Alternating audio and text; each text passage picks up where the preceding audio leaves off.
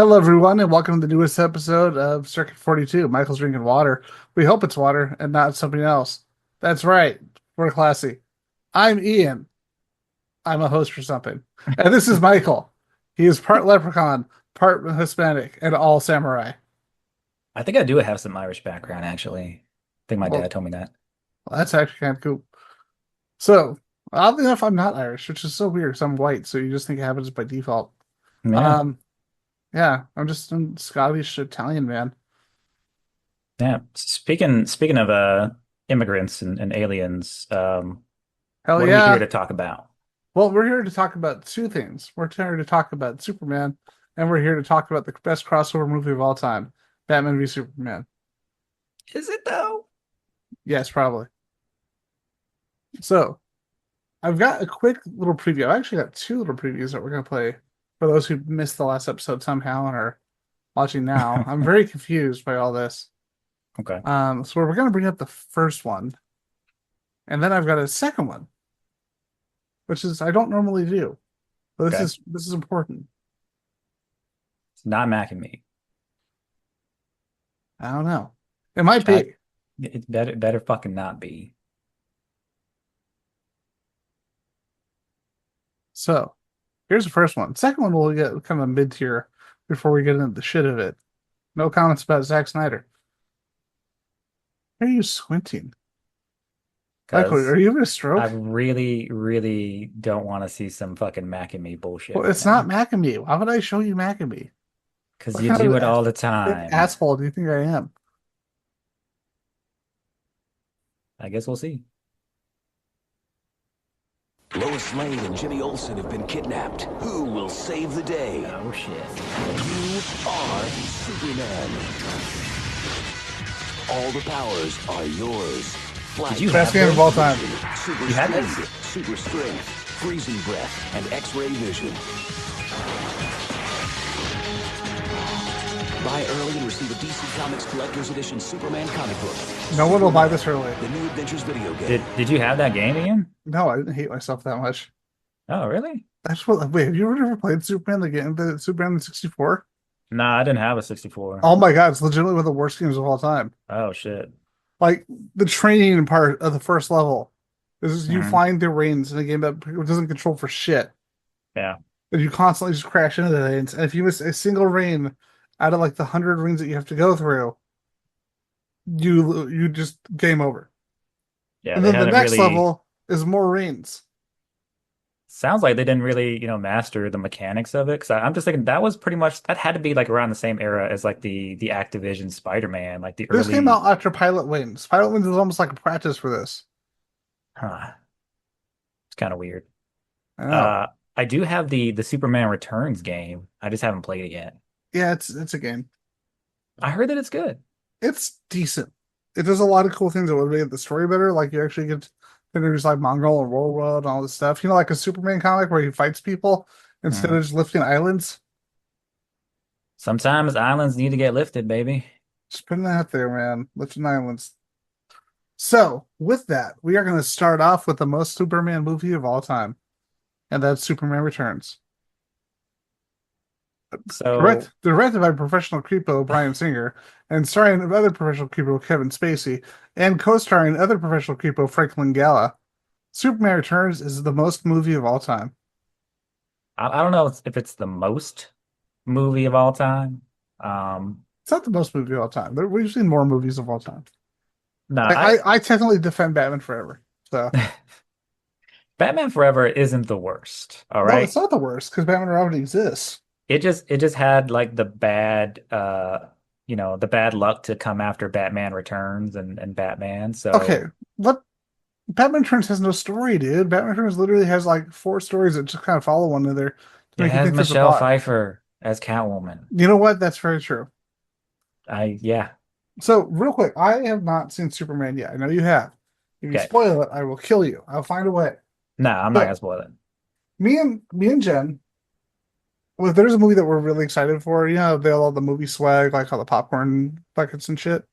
Did you get a If popcorn bucket? if we know that we won't be able to see it the next till like the next weekend, we try to Uh, hit up the local theaters because the AMC theater, everyone forgets about it. It's a really small town.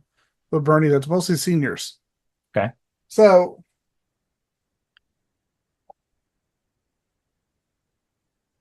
Oh yeah, I think I did see that. It's I got this nice. yesterday. That's Fun. pretty. That's a pretty decent one. Sometimes the popcorn buckets like aren't in like the greatest. Like they don't have the greatest shape for popcorn and shit. But that one was actually pretty decent. Yeah, that's a nice cup. Hold on. Did you And also pick up the Pedro Pascal one? I don't think there is one yet. There's one available to get yet. No, there's one with like This pair pulls off a lot. oh nice. Okay, that's cute. This is adorable. Jen got this one. Hold on. You taking crypto off of there or what? Oh no, Crypto Saves something. Oh, okay. I thought it was detachable. Damn, you got all sorts of shit. Are you drinking out of crypto? Is that how that one works? Yeah. You put the Oh. straw in and then you drink from it, and then the crypto one's a popcorn bucket. Oh, okay, okay. But That's yeah, let's talk about Superman Returns. no, Superman Returns is not technically a bad movie. no. It actually has, oddly enough, has a fresh rating on Rotten Tomatoes. It is a very safe movie, and I'm not trying to be mean, Hmm. but Bryan Singer clearly loves the Richard Donner Superman movies because he does a lot of things to retcon out 3 and 4, which I didn't realize till rewatching it because I forgot that the Ma Kent dies in Superman 3. Yeah. And so when they had the scene with Ma Kent, I was when I saw it back in college when I was like 21, I was like, oh yeah, Ma Kent's alive. I know John died, but okay, because I'd only rewatched Superman 1 recently. And then I'm rewatching 3, and I'm like, oh wow, he actually made all this little effort, all this little work to actually not only set the movie after part 1 and 2, which really doesn't make a lot of sense when you realize it's supposed to be a 5 year difference, and everything is all of a sudden modern day, and the fact that Metropolis looks completely different from it did in the Donner movies, and the fact that the newspaper office is like this brown gray Gotham looking office building, which is weird and inconsistent. But that's not important right now. But yeah, I'm looking at this movie and I'm like, oh, you are clearly a fanboy, and that's kind of great. The problem is when somebody is so unwilling and so wants that particular thing to happen that they can't have anything that might be out of the box, you get this movie. Except the one thing that's kind of out of the box is not executed well, and well, that's Superman's kid. Yeah, I would say like that is probably the one aspect where you started to say before that it's a safe movie that I would disagree with that. That's definitely one of the more bolder choices in the movie. Like you're saying, this is definitely made with a lot of love for the Donner films Yeah, in it mind. shows. And I have to admit, like the first time that I saw this movie, I liked it a lot. But as I became more familiar with the movies that were, kind of like the foundation for it, as the refilms and the Donner films, you kind of take another look at it and you're just like, did we have to do all these things like beat for beat? Did we have to do all these pieces of dialogue that were so similar, if not But directly taken from it? like the airplane scene Not with that, the not that part. not that part, but when he just basically repeats the line of Yeah, was it the safest way to travel? yeah. So there are some times that I think lends itself to the argument that it was safe, but also it had, I think, a tough job, I want to say, as far as like its place in the franchise, because think about it, There when hadn't did been a this, Superman movie in 22 yeah, years when did this or move, 21 years, what year did this movie come out? like 2007.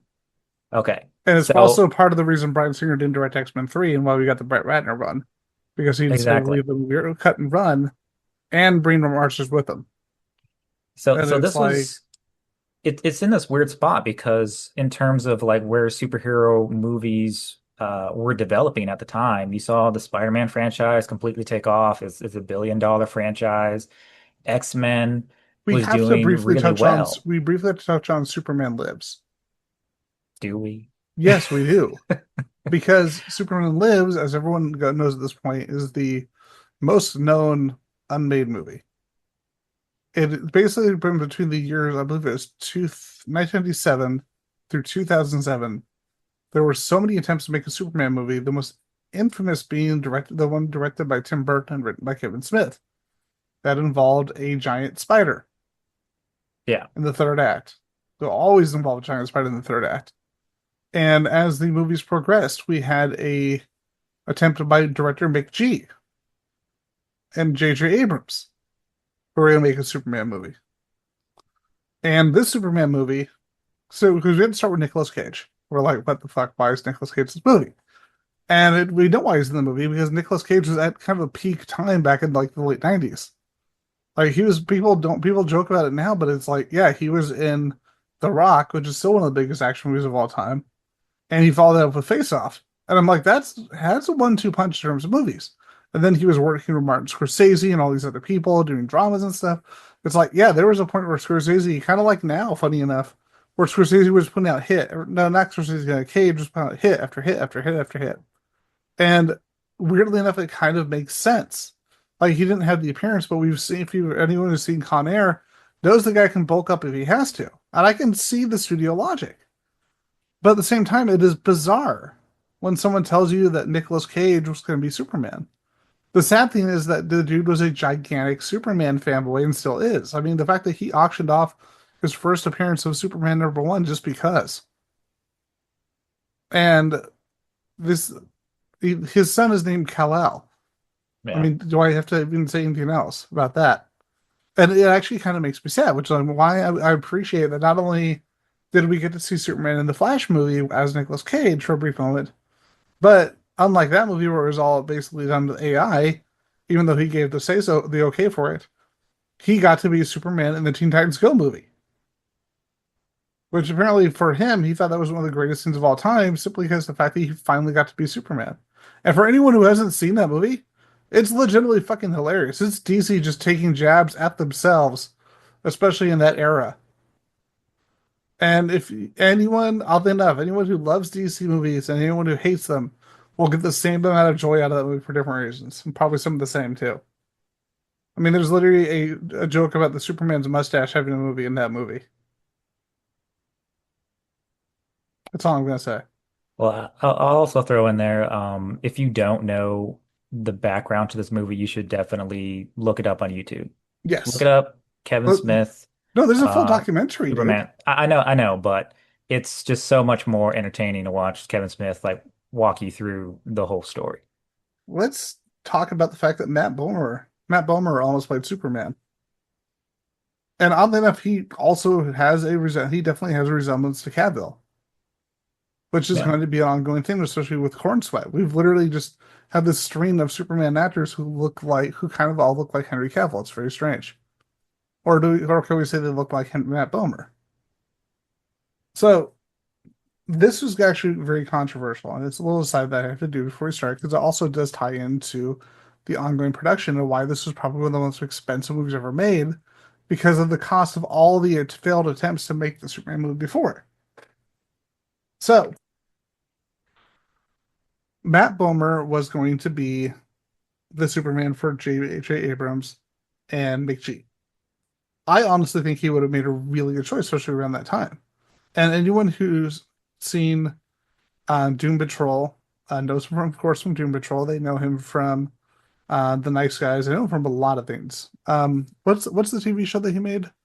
The White Collar. Oh, yeah, yeah, White Collar. For a second, And I thought it was Suits, but I'm like, no, that's the other one. and if you've seen Magic Mike, and of course he's in the Magic Mike movies. I know you have, Ian. I've seen the first one. It's legitimately a good movie. I think I've seen. I saw. I think the third one. It's not There's good. yeah, It was not good. I watched the first one because I'm like, considering who directed it, it's like, why would I actually watch this movie? I sat down and watched. I'm like, this is really good. I've heard the second and third movies are fucking shit. So Is there you it is go. it Soderbergh? Soderbergh made the first movie. Oh, okay. Yeah. I remember my mom's criticism of that movie was because my mom's a graphic artist, as I've said before on here. The lighting is terrible. This is a really ugly movie. I'm like, considering what it's about and the stuff they touch on, it kind of should be. But Oh okay. God. But yeah, let me see. So here's the original concept that J.J. Abrams had for the Superman movie McG. So when offered the director's chair, Bryan Singer restricted J.J. Abrams' script as too far a departure from the source material. Abrams' story reimagined Superman as a Kryptonian prince sent to Earth as a baby to avoid an impending civil war between King Jor-El and his brother Kata Zor. Raised as Midwestern teen Clark Kent and in love with his high school sweetheart Lois, Superman becomes humanity's defender when Kata Zor invades Earth. Aided by CIA agent Lex Luthor, who is actually a Kryptonian in disguise. See, as I read all this, this is real. I'm not making this up. You can actually watch Michael go full Forrest Whitaker eye. The film ended with a Kryptonian. Oh, and it was Superman returning to Krypton to rule over his people after the death of Jor-El. Mind you, Krypton's still around. Singer disagreed with these changes to one of America's most well-known characters and decided instead to pursue his storyline to act as both a sequel and soft reboot, which would honor the character's history as well as the popular films by Richard Donner. So, yeah, because of all of the attempts, the concept, the I need to remember. I think you try to remember how many directors and writers they actually went to for Superman Lives. But of all the constant attempts and reboots and retries and rewrites, by the time they got to this movie, it actually ended up being one of the most expensive movies ever made because of all of the other attempts to make a Superman movie that never got released. So when its budget was 270 million plus that, and it made 391 million dollars, wasn't exactly considered a success for the studio. No. Also, the fact that Bryan Singer has permanent injuries because of the fact that he was left in the harness for too long. Does he? Yep. Da-da-da-da-da-da. He suffered. Wow. So Bryan Singer hurt more than not Bryan Singer, not Bryan Singer. He should have permanent injuries. It'll be fine. I was about to say Um, Bryan Singer was in the I harness. could see him trying to do things in harness with other people in the movie, but that's not important right now. What is important is I was talking about Brandon Roth. Shut the fuck up, Michael. Fuck you, sir. I don't know about things. I'm an authority. Authority figure. It's okay. I But gotta take advantage from the time to time when you slip up. but Brandon Roth actually did suffer permanent injuries. Not only that, but he was actually told that because that they were still planning on making another Superman movie, not to take any roles on that would take a significant amount of time, potentially away from the sequel to Superman Returns. Which is why you saw him in random parts, like in Scott Pilgrim and in Bad Movie, where he goes to an inner city youth school to coach a bunch of kids on basketball, and there's just random scenes with him without a shirt on for some reason, even though it has nothing to do with the plot. Or let's say being in 2 minutes of Zachary Miri Makes a Porno. That was an awesome 2 minutes. Yes, it was I an awesome fucking 2 minutes, love that scene. That was so but and the hilarious. post credit was even better. But Oh seriously though, God. Samuel Jackson should have showed up, man. I mean, come on. I saw Family Guy. He was in a porno. Oh God. But I love that scene. Samuel Jackson's here. But Uh, but yeah, Superman Returns. I was excited too. I saw that. I was like, oh, I'm really hopeful about this. yeah. There's some really big moments. So is he gonna do anything besides lifting things and putting things down and lifting them more and nothing?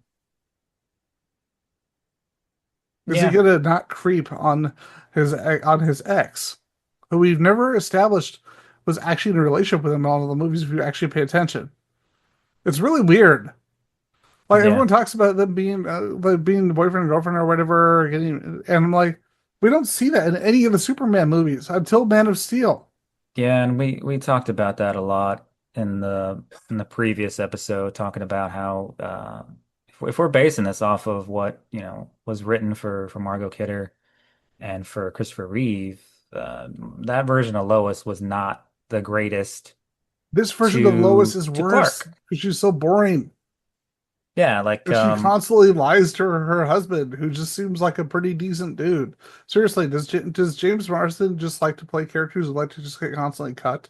Is that like his whole deal? It's like, who am maybe I that's gonna his play kink, next? man. Not Cyclops? That's his thing. Like you're gonna play, I don't know, Jeff or whatever the fuck his name is. It is. It's like it was definitely like a weird choice to throw him in there, but when we're talking about some of the more exciting choices they made in the movie, you can see, I think that's kind of up there, is making sure that, Lois had somebody who wasn't a complete piece of shit. Yeah, because Kate Bosworth is fucking Because awful in this movie. I'm sorry. Her yeah, personality is a she's pretty potato. bland. She's pretty Especially when bland. you have Kidder, who like say what you will about her issues that she had, and she had a lot of issues as we touched on before. You know what? She was so entertaining and so fucking cocky, and even when she was being kind of bitchy, it worked for her character. And And here it's like I'm white bread. It's like you go, Kate Bosworth. not to mention, like, wasn't she basically coming out as Lois around the same time that we were getting Erica Durance as Lois in Yeah, Smallville, who was just like so much better. I thought Erica Durance played Lana. No, no, Kristen, I don't know how to spell it, pronounce her last name, Kruick, I think. Oh She yeah, played yeah, Lana. the trafficker. Yeah, You talk, no, no, no, no, no. You're thinking of Allison no, Mack. both of them. Both of them? Yeah, Are you sure? Because I'm pretty sure Kristen Kruick is you she's here still working. you keep going. I'm gonna check. Talk Yeah. about Superman Returns. All right. So Superman Returns, I don't like want to you're get in trouble saying, again. yeah, don't be like throwing shit out there. I did that one time with a comic book creator, and I was like, oh, never mind. I need to retract my statement. Um, Oh, you need to tell me that after the so show. Superman Returns, like it's definitely, it has some bold swings. Lois was not one of those. Um, Kristen Craig was involved with the organization NXIVM, which was later exposed as a cult engaged in sex trafficking and other illegal activities. Here's a summary of the situation. Crick's involvement joined are you reading the AI NXIVM. summary? Yeah, Dude, let's you see. know those aren't dependable. Smallville actress charged with sex trafficking in 2018. Kristen Crick denies recruiting of sex trafficking April 1st, 2018, even though the story confirming that she was came out 20 days later. Apparently, she still tried to deny it for the longest time, but nothing ever came out saying that she wasn't actually involved in it. Well, like they actually got like Allison Mack for it. Yeah, And I think she actually went to jail, did she not? I don't know. I almost got to meet her at a convention, and I'm glad I didn't because I think I was underage at the time. I didn't want to get kidnapped. I mean, I'm not that pretty, so it won't work Wow. out. You're kind of you're a big dude. You're hard to kidnap. Man, no. I'll just shove her down. It's like, haha, stupid.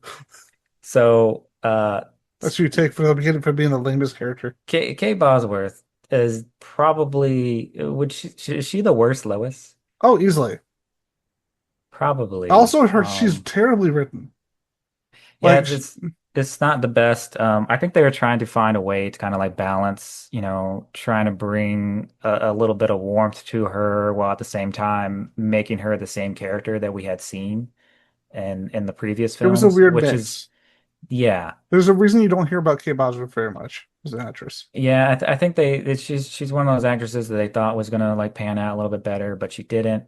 Um, and a lot of the warmth and the chemistry that was between her and Brandon Ruth was pretty much like almost entirely brought by him. He was so good. He carried this movie He so is hard. fucking great. He's not the best part of the movie, but he's fucking great in the movie. Yeah, And he's having a met great him, Superman. he's just like if you want to know what he is, he's just Clark. Like he's basically Yeah. Superman birthright Clark in real life. It's weird. Also, as Jen put it, this man looks like his photoshopped picture that you see whenever they have the convention photos. Or you see the IMDb photo, that's just how he Yeah. looks. He's And just she's he's and just she man basically pretty. said no one should be like that flawless and look photoshopped. It's odd. Uh, I guess that's what happens when you're not problematic, Also, he's a hippie, which is kind of great. I guess. But yeah, But he's not a smelly hippie. he did a really good job with like what he had to work with, and it's like a damn shame that we didn't get to see more movies with him, and that Well, he as soon was as he kind got of burned. yeah, he was like shortchanged But by anyone who the whole watched thing. Crisis knows that they actually made up for it. Yeah, I'm glad And that he got a chance to return for that. it's kind of fucked up that they basically killed her son off screen. Yeah. People forget about that. But then again, after Crisis, the whole CW DC kind of thing kind of shit the bed pretty much immediately Hmm. after, which is sad because but although I will say, as far as a high point, that was the high point to go off of. If you're gonna like immediately just right afterwards, Yeah, it is kind of wild how they were able to construct that universe and have those yearly crossovers and do all that shenanigans and actually make it work. well, apparently the Um, reason he got cast as the Atom was to make up for what happened with him when he was working on Superman Returns, yeah. and then that's when he got the Superman role, and it's like, yeah, this makes a lot of sense. So we talked about Lois and why she didn't work. We talked about Superman and why he did work in this movie. Kevin How did you Spacey feel? fucking kills it. He Yeah, does. Kevin Spacey and Parker Posey as Lex Luthor and Kitty are the best part of this fucking movie. One Like, thing though that like always kind of like kills oh, me sorry. in these movies is uh, and when we think about so Oh, they were having a blast. if Like their you're movie, all their scenes feel like a different movie than anybody else. yeah, but like I still think that it's always kind of weird to kind of like say if you're like making a list, okay, of all the things that were in the Donner films, and you kind of like put them on a board and you say, like, okay, what worked, what didn't, what are we going to bring over?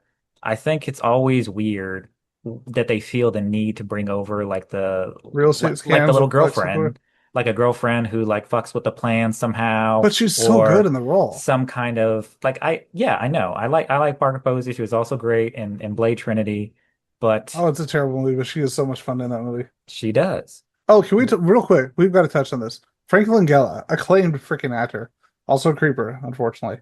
And unlike Kevin Spacey, he wasn't eventually found like not guilty or at least acquitted. Like, nah, the Frank Langella thing was all like legit, which is sad and fucked up. Um, but he is an acclaimed actor, or was an acclaimed actor. And why is he so boring? Like you Because he think doesn't really do much. like he has that one great scene where he's talking about all the things they have to, all the different elements of them. It's like, oh, we have to report on this. We have to know this. This is important. People want to hear about this. And it's like, oh, that seems really good. Like Jen was, and I were watching, we're like, this is a really good opening for him. And then it just nothing at all afterwards. And it's like, where was that? Where was that one scene throughout the entire rest of the movie? Let me double check something. Uh,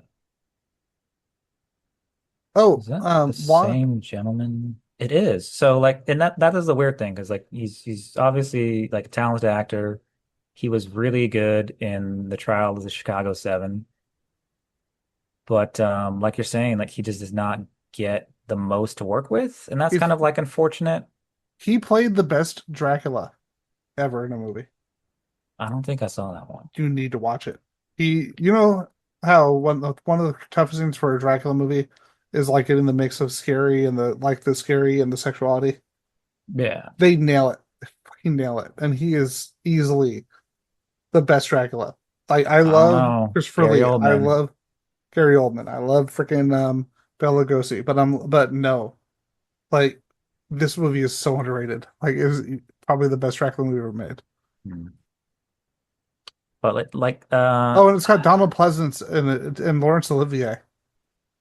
when it comes to like the Superman movies, I Sorry. always feel like one thing that's a little bit critical is to make sure that he has like a decent supporting cast. And speaking of which, I did like this version of Jimmy. Oh I thought no, it he was was, great. yeah, it was a nice like just enough. Oh, and him and Roth have a really great chemistry, which is why, Yeah. even though it wasn't a great movie, when they did the Dylan Dog movie, the one based Mhm. off of the Italian comic, Yeah. that's part of why they put them together in that movie. Did that movie suck? Yeah, but they were both really good at it. So there you go. So overall, though, where would you say this movie falls apart for you, though? This movie falls apart because of the mistakes that were made and what was cut. Biggest moment that was cut out of the movie that could have actually helped the movie significantly. When they have the initial scene where he tries to find Krypton, Hmm.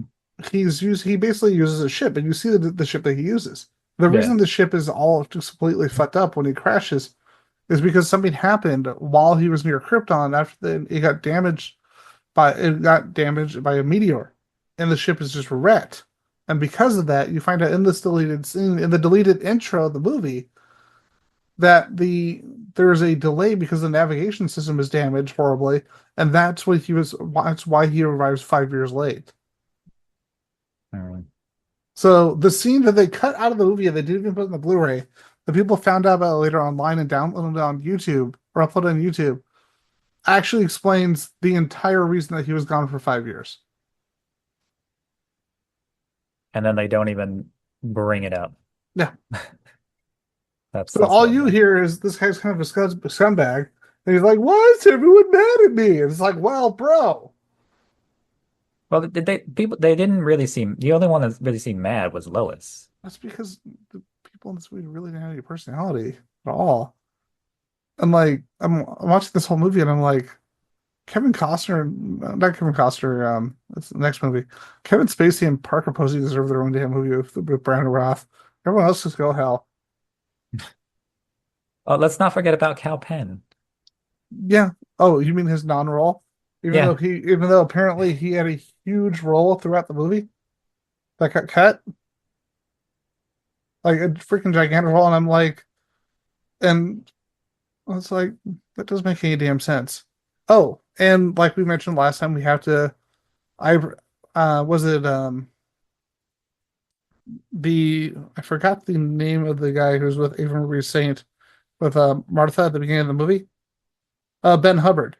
Ben Hubbard is actually a character from the original Superman movies, from I think it was Superman 2, who when Superman at one point he said Superman tells him to help keep an eye on her after John dies. And his character actually had a lot of actually a significant part in the movie, and they just cut all that out. So that's why you just see him playing Scrabble. Hey, Ian, I dropped there. I don't know what the hell happened. That's okay. So that's why you just see him. Well, that's why you just see him playing Scrabble when he's actually supposed to be a huge character throughout the movie. That they just cut most of his scenes. Yeah, it's definitely weird just to see him like pop up there and then not really do a whole lot. Oh, and it was also sad seeing Noel Neill, the original Lois Lane, just basically as a decrepit old lady being ripped off by Lex Luthor at the beginning of the movie. Yeah, that's not the greatest look. It's a kind of like I guess like a textbook piece of shit Lex Luthor move though. Yeah. So that just kind Oh, of like lends itself to like what you're saying and how Kevin Spacey did a really good job in this movie, and oddly enough does really well when he gets to play like sociopaths like this. and by the way, another cool little cameo. The bartender, Bo, that's Jack Larson. For those who are not familiar with Jack Larson was Jimmy Olsen, the original Adventures of Superman show with George Reeves and Noel Neill. Oh, nice. Yeah. And I love that you get a scene with him and Jimmy just chilling. So you actually get both Jimmy Olsens have this moment to interact in the movie. Nice. So the first of all, like the plane scene was awesome. Oh, the plane scene's great, except for the fact that the CG doesn't hold up.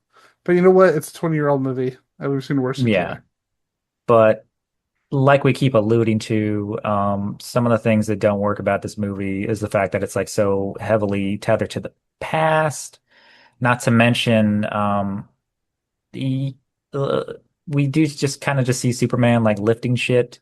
I do like the scene where Metropolis is threatened. and he has to go back and like quickly like save some people. He has that moment where he's got to choose between um, saving Lois and saving, a bunch of other people, which kind of is one of those moments that if you watch this movie back to back with some of the Donner and Reeve movies, you're gonna have a problem with it just ripping off that same kind of concept where, earlier in the first Superman, where Luthor was trying to like make Superman choose between, save Lois on one side of the coast or save all these other people on this other side of the coast. So that, is something that kind of got like a little bit tarnished for me in terms of like, yeah, this is cool and all. I get to see him use his powers and save all these people, but just like the plot beat. Like, why do we have to keep on reusing all the same goddamn plot beats? And then it ends up just being like this weird thing at the end where he saves the family, cool, but like the stakes just like feel so low for a Superman third act. Also, because yeah, you actually had some really great scenes in the middle act. Because you got, even though it's not my favorite, it's not as good as I remember it being the bank robbery scene. Because I'm Mhm. like, this is the worst plan for a bank robbery ever. It's like, It really is. yeah, because it's like, what's great? A giant minigun. Maybe we should try to actually Yeah. rob the bank instead Let's of take the just time to bolt this bitch into the fucking ceiling. And then yeah, we'll just like I'll harness myself at up least to they it. actually use the minigun properly, unlike most movies where it's like if like when you watch like the reason Jesse Ventura was able to use a minigun like that in Predator was first because it was an Arnold movie. Second's because everyone in that movie was the size of a fucking house. Yeah. But I'm sorry, if you actually tried to fire a minigun, there's a reason it's meant to be mounted. It's like I fired a bullet and it hit the floor. I This know is a I know great you're from plan. Texas and I'm from Arizona, but I have not actually fired a minigun I'm not either, but I would totally do it yet. because it sounds awesome. Um, ever since I first played Doom when I was a kid, it's like this is the coolest thing in the world. Oh I'm no, sure I Wolfenstein. can get one, on the corner. I mean, you I'll are. let I'll let you know how it I goes. mean, you're in Mesa, so yeah, probably. I'm not in Mesa anymore. I'm in Chandler. You know what? That's actually a good upgrade. Yeah, I know. Good on you. Less meth, nicer malls. It's nicer meth. Ah, but yeah, like that scene is actually fun, even though the CGI and the bullet in the eye is really shitty. Um, and I'm sorry, even though it's too terrible, we always think of superhero movie. It's like you hit me right in the eye. Why would you do that? And I'm like, yeah, there's so many places you could shoot. Don't be a dick. Shoot me in the shoot me in the, but also the amount of bullets that bounce off just random places. I'm like, every single robber and half the people on the street are dead. It wasn't it, how high were they up off the fucking ground? Oh, and I know you'll hate me for saying this. Snyder Cut of Justice League did it better What aspect? in Sorry. terms of the in terms of the whole superhero bank robbery prevention. Are you talking about the Wonder Woman? Yeah, Well, yeah, that part was actually pretty decent. But yeah. let's not get too far ahead of But ourselves. um, but yeah, that scene was actually really good. The scene with the runaway car, the we were supposed to pretend to cut the brakes, not actually cut the brakes. Yeah, That scene was actually really well done, and I love that the scene with the scene with him lifting the car, and oh, and the scene with the when later on when the Daily Planet, first time we actually had a comic book accurate depiction of the Daily Planet design with the yeah. globe on the outside. That was awesome. First off, but and the way they did that, I love the fact that that scene and the scene with the car were all practical. Yeah, there was no CGI in those scenes where he's holding those up because of the fact that they designed the whole thing and the way he's standing and the way it's all they're using hydraulics. Those things were all done practically, and Yeah, they look those fucking they look awesome. really great. Yeah, which Uh, makes the shitty CGI when it happens just really stand out. and kind of like the unfortunate thing, like as we're talking about like some of the highlights of the movie, they do get undercut because as we were talking about, there's just so much just fucking just Superman being like he's just lifting shit. He's just lifting shit or, putting shit down. And lifting the Kryptonite Island somehow, Yeah, which doesn't make any fucking sense. it doesn't make sense, but it's also kind of like the most overpowered move outside of like reversing time that we've seen for Superman on screen. Dude, the most brutal scene in that movie is the fucking prison shank scene. Like, I rewatched that and I'm like, oh god, this scene is actually really disturbing. Because I remember being disturbed by that part of the theaters and being like, this is really fucking dark. Yeah, And we see that again in here, and I'm like, holy shit. And the way that he falls and everything, I'm like, oh my god, what the fuck, man? it's the third act is definitely where the movie kind of falls apart for me. And as we're talking about it, it's just it becomes so like tonally like all over the place. Because the movie is like relatively, bright and chipper, and we're all supposed to be like happy that Superman comes back. But Then then, shanking. like we're talking about, he gets shanked with some kryptonite from, a Lex Luthor who, you know, definitely had to join some, neo-Nazi gangs when he was in prison. Well, I mean, he just looks like it by default, so. Yeah. Unless he was wearing one of his wigs. Yeah, I do this, I do like seeing that part of him like kind of like underscoring like his ego and just how much of a like a self-centered prick that he is. by the way, the hospital scene is, hold on.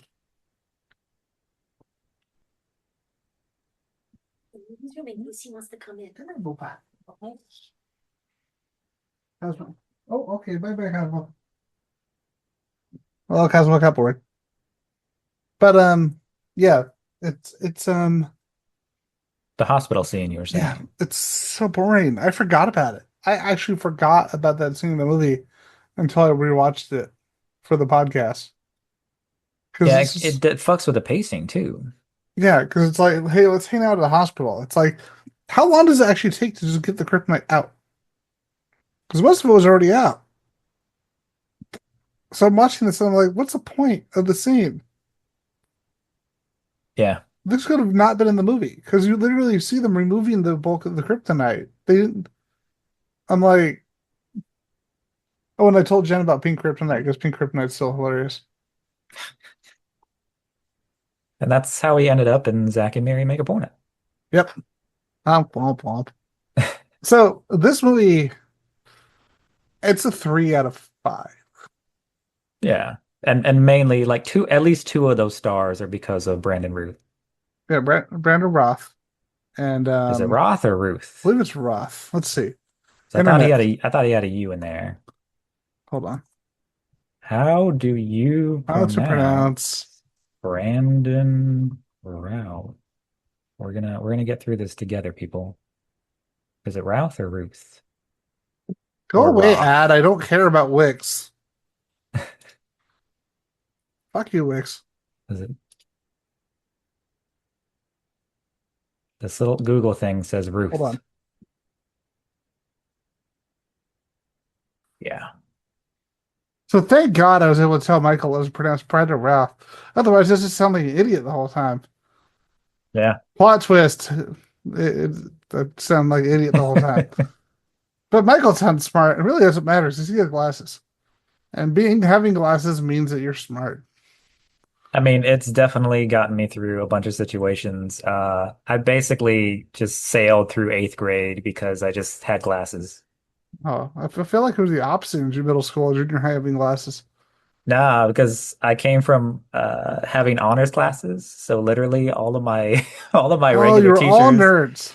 in eighth grade, I went from honors in seventh to just having like normal classes in eighth, and so all of my teachers were just like, "You probably know more than we do. Do Yeah. whatever you want. Do everything at your own pace." And So I was you got like, your ass kicked by bullies, didn't you? "No, actually, I was pretty popular that year." Really? I Yeah. honestly thought they would be pissed because they're like, could just sail by, beat him No, up. because I was always good with the troublemakers and shit. Oh, I wasn't. I got fucking bullied, man. Big shock. The extremely sarcastic guy with way too much confidence in himself got bullied all the time, right? Was you just like talking shit to everybody? Not everybody. Actually, I didn't Oh, really give him okay. a shit talker for actually, that's about right. Um, so yeah, I give it a 3 out of 5. It's definitely I, a movie. yeah, I would say the same. I would say it's 3 out of 5 as well. Just I'm glad that Brandon Routh got a chance to tackle Superman again. Yeah, me So, too. So before we move into the Snyder era of Superman, Ian's um, favorite. you'll be surprised. I'm Mhm. not going to be a subjective hater or a subjective hater, but I'm not going to be. But we know the tornado scene is stupid. We all know that is stupid. Yeah. But here's the thing. I think Michael, you'll definitely agree with me that there's an aspect of this of Man of Steel that they actually hit better than actually any of the Superman movies to this point. Don't know what I mean when we get there because we talked about her depiction in Superman Returns. So So I didn't grab that part. Sorry, Ian. What'd you say? you'll know when you get there. All right. So before that, thank God, man, thank God that before Superman, Dean Cain, fucking genius, man. Thank God he knew that Superman should never be woke, and it was never woke before this, ever, right? Nah, man. No, there's no like blatant metaphors or symbology or Superman fighting for the lower people and Superman standing up for racists standing up against racists and standing for immigrants. So it's that hasn't just happened constantly in the comics for years since page 6 of the first issue of Superman. You know, Not like he's ever done some, clan smashing. It's not yeah, like he's yeah. ever gotten Or the between time when they made or cops and they immigrants. or the time when they made fun of the idea of any president making America great again. In Lois and Clark.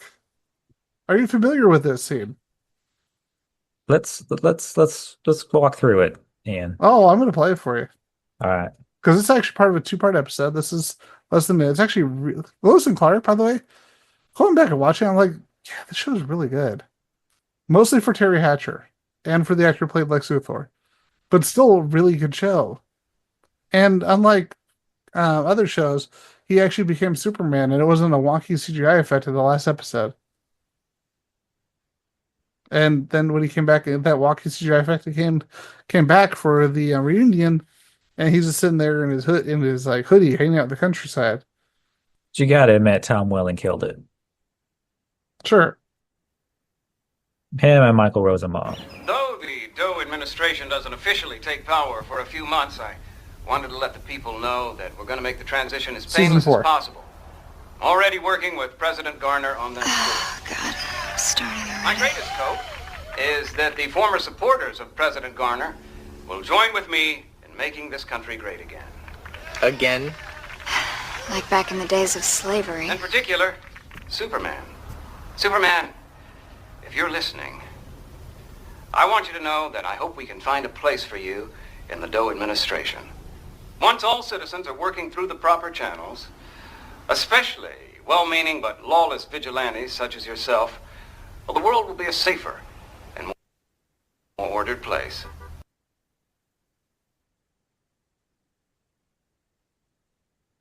So woke. Yeah. Basically, what we've learned is Dean Cain will just say whatever he's paid to say. Yeah. I mean, this was Trump. They're literally just talking about Trump in 1997. They talk about the Simpsons predicting the future. I'm like, They tried to warn literally us. said, make America great again. And it was supposed to be satire because something that stupid would never happen. Think Kane, Yeah, everybody. Supporter of Trump. what a Remember his jackass. weird, like, conservative comic book he made? That was. No, please, Yeah. please don't. Like, let's move on from Dean Cain, Let's move on from please. somebody who, despite most of his detractors, is the extreme opposite of Dean Cain. Zack Snyder. Weirdly enough, the Super Ayn Rand guy who wants Superman to be Jesus, also just is completely opposite of a lot of his weirdo fans. Like the when he brought to the infamous Snyder Cut panel when he got invited on for an interview, and then he found out that all of them were like anti woke weirdos, and he basically told them he popped in for 5 seconds. Yeah, I've read all about you guys between accepting the interview and now, and I don't agree or stand for anything you guys believe in. Bye. And he just clicked out of the Zoom interview. He just basically pulled like a John Bernthal. Yeah. And he basically, yeah, and he did this. This is a promotional interview that they've been building towards and hyping up. And he was like, "Yeah, so I saw a bunch of what the stuff that you guys have to say." Nope. Yeah. And it's like, no matter what you can say about, no, what can be said about Snyder's movies, as a person, dude's pretty stand up. And I'm like, and I still feel bad for the guy considering everything that the fact that the guy gets told, "Oh yeah, we understand your daughter committed suicide and you need to go mourn for your daughter. But don't worry though, take a break and come back and finish the movie." Oh look, he's gone. Joss Whedon, Jeff Johns, come on guys, come on, do whatever the fuck you want. That shit was too serious anyway. Jeff Johns, who I, everyone, it's weird how people forget that Jeff Johns is kind of a toolbox. Like, dude's extremely talented as a writer. Dude basically was when he was a producer for DC, pushed for his storylines to be adapted so he could get more royalties. I Yeah. still believe that's a reason that we saw Jeff Johns Shazam stories and his Wonder Woman credit as well. This was a way for this guy to get more royalties on top of the fact that he was already making money as a producer. So I really like the Arrow DC comics that Jeff Johns put forth. I think there were some really strong comics there, some really good material. Okay. You were saying about Jeff Johns like in some of his stories. I agree with you. He has actually had some really solid comic runs, Yeah. He including the did Teen Titans run, which is really underrated. some of the best like comics of like between like 2005 and 2015. He's also the reason we got the Donner cut. Yeah. So I believe he worked for he was like a personal assistant to Dick Donner, I Yeah. believe. And he found all the And footage in his offices. yeah. And like we said in the last episode, he did like a really, Oh, solid we forgot to adaptation. touch on one thing on Superman Returns. It's What's one of the up? few times, especially considering how early on they did this, when they used footage of an actor who had passed away and incorporated in the movie with Uba Duba, with Marlon Brando. It was Oh yeah, they incredibly well did they done. used his voice too, yeah. Yeah, that They was did like and the voiceover. it was actually, and if I remember, it was a blended digital and pre-existing footage from the first from Superman 2. That was incredibly well done and actually really respectful. Yeah, we can't figure that shit out now. Yeah. Uh it just goes back to like what we were talking about and that being kind of like in a weird place in terms of where it sits because that was just before the MCU came out and before, there became more of like this template for what people expected from comic book movies. So going back to Snyder and everything, that was also interesting because it was definitely like a response to to the MCU. And Yeah, it's like they moved away from it and they decided to go with like a more, a darker take. You have to I keep in mean, it's by the mind this. producer of Christopher. It's by produced by Christopher Nolan, and people Yeah. forget that, So and it makes we sense. had the Batman Begins and Dark Knight. They were taking off. Dark Knight came out, I believe, the same year that Iron Man did. So you got they're both like relatively grounded. So they were very much like try to find And then the their time they tried to do a place. big movie, they did Green Lantern, which Yeah, I'm and like, Green it Lantern was was pretty supposed to be terrible. their launching off point for this DC movie universe, and it just fizzled out. So it's kind of weird. It's really unfortunate. It's kind of like goes to show you like how much it matters to have it kind of sounds weird to say, but like executives to help like steer the ship and to make sure that the right people are in the right position to, make these movies and make these creative choices that they know that audiences are going to respond to. You Yeah, okay, Ian? yeah, I'm good. Um, but regarding this, we're gonna get into some stuff because a lot of the stuff that we criticized, a lot of people criticized Superman Returns for, Man of Steel kind of turned that around.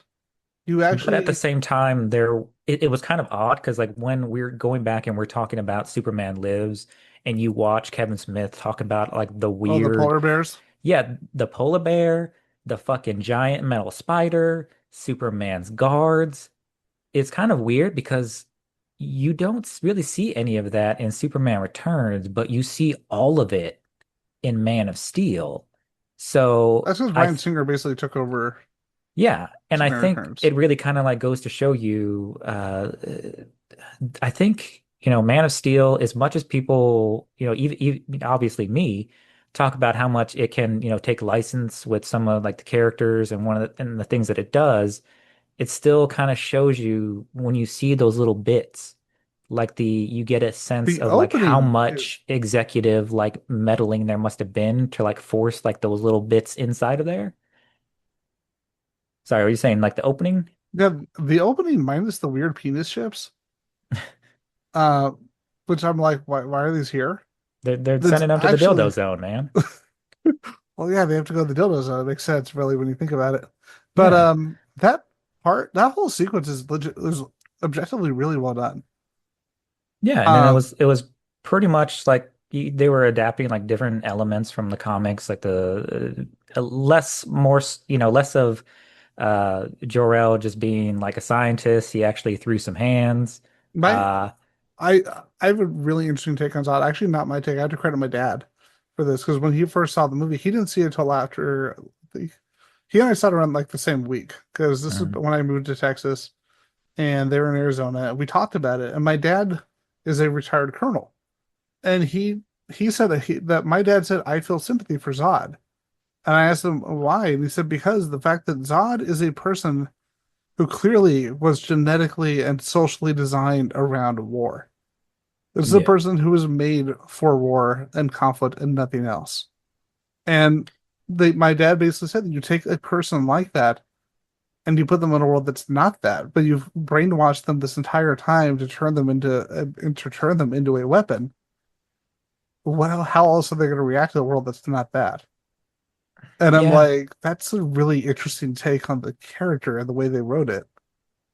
Well, he says that though. Yeah, And not to like undercut that, but I think one of like my issues with the Snyder Superman films in general, and especially, it comes across like in Man of Steel, and it's something that kind of like bugs me. And even in some of the ones that in some of the superhero movies that we would consider better ones, like like the Nolan trilogy, is I don't like it as much when characters like straight up tell you what their characterization is. And there is a lot of that in this movie. yeah, And Zod does that a lot. yeah. And so he just like tells you like this is who I am and this is my motivations and this is what I'm gonna do. But And the it's sad like thing is, it is fucking do it. so when you look at it, especially from my dad's perspective, it is an oddly sympathetic trait about the character. Like it's one of those weird things where it's like, yeah, you went crazy, you completely snapped, but the reason for it, it kind of is it weird as you've seen Kung Fu Panda, right? Yeah. The main villain in Kung Fu Panda is a perfect example, actually oddly enough done better, where it's like, oh, you're going to be this great warrior. You're training you to be this since you're a little kid. Oh, Yeah. no, well, no, you're not going to be the great warrior anymore. And it's like, okay, so you don't expect this person to just be upset when they're Yeah. basically put in a position where they're told that they are everything that there is to be, and then that's taken away from them. Yeah. And that's also another thing like there with Snyder's movies, I feel like there was so much potential there, and there were like so many opportunities to make little tweaks that just would have made everything a little bit better. So, for example, when we're talking about, hey Cosmo, what's up? Um, so we're talking about Zod, right? We're talking about Zod and how he's essentially he's been bred, he's been genetically, geared towards war. He's very obviously like militaristic, but at the same time, it almost doesn't really make sense for Krypton in this very like highly like scientifically advanced kind of like xenophobic type of society. What the fuck did they need this genetic super soldier general guy for? You know, I think maybe if they had just like tweaked it a little bit and just be like, oh, he's like a relic, and they were that's how I like kind read of it, getting away from honestly. him. So I didn't get that part. But, I think what works a little bit better is when they touch upon, hey, like they needed the Codex, the MacGuffin out of Superman to restore Krypton. I think that part worked better so Yeah. much than, trying to say that, he's I just need to fucking murder something because that's just how I am. The scene And with him and Jor-El, the way that's done with the death, it's like that part actually was disturbing. The way they did yeah, that. That was actually a new take that we never saw before. And I'm like, you know what? This actually kind of works because it builds even more tragedy and it actually gives him those hero moments that reminds me of the Superman animated series yeah. where we So got to like see Jor-El actually be that hero and be what would inspire his son. there are a lot of elements to the movie that work really well. The score is really well done. Oh, and Russell Crowe fucking kills it This as movie is Jor-El. really well cast. Yeah. Dude, Uh, this is I'm gonna probably say like this. one of the best, if not the best, like cast like Superman movie. This is the best Lois Lane, if I'm being honest. We'll see. But We'll wait until you see the new one. I haven't seen the new one yet. But I being know. based off the movies so far, from the Donner movies up through Hmm. now, I honestly think she is the best Lois Lane. She's the one who's like, no, I'm an actual investigator. Um, and you actually get to see her actually doing this, actually being a journalist, actually being actively involved. Her acting is not as over the top as Kidder, who's still really good, but with the style movie they were making, her style really did fit. But she actually feels like an actual reporter. She doesn't feel like Kate Bosworth's character, where she's dressed up for the day because everyone in the movie looked like they were 12 years old. It seriously looked like a teenage play of Superman. I was really excited for Amy Adams when she was cast, but She was I great. think that she did a good job in the first in Man of Steel. Yeah, But in I Man do of feel Steel. like her character kind of She shrank gets she gets undercut, although just like with everyone, as it once you watch the goes. uncut version of Batman v Superman, she does it more to do. But everyone gets more to do in the uncut version of Yeah. that movie. They, So, but that just kind of like goes to the point of like you have to make sure that every piece of dialogue and every scene like works and like contributes to something, and you don't want to be in a situation where you need like a 3 or 4 hour version of your movie to make everything better. but the problem is that Batman v Superman wasn't that much longer. That's the thing people forget. It's only like 20 minutes longer. And Man of Steel, other than if it was the only one that really didn't have significant kind of like studio meddling. And it feels the most put together of all the movies. But at the same time, like it does have those elements that we were talking about. It does have like the Superman's guards and the fucking the Yeah. he fights a giant spider at the end. So Well, I mean, is it really a giant spider or is it basically just a big old energy is a weapon? giant like tentacled thing. I don't view that What? as a giant spider. I think you're reaching. You literally see like this giant fucking spider like detach to go fight Superman in the ocean. That sounds like a lie, sir. It happens, man. Don't tell me that Um, happened. It didn't happen. I saw it it's happen. why'd you say that name?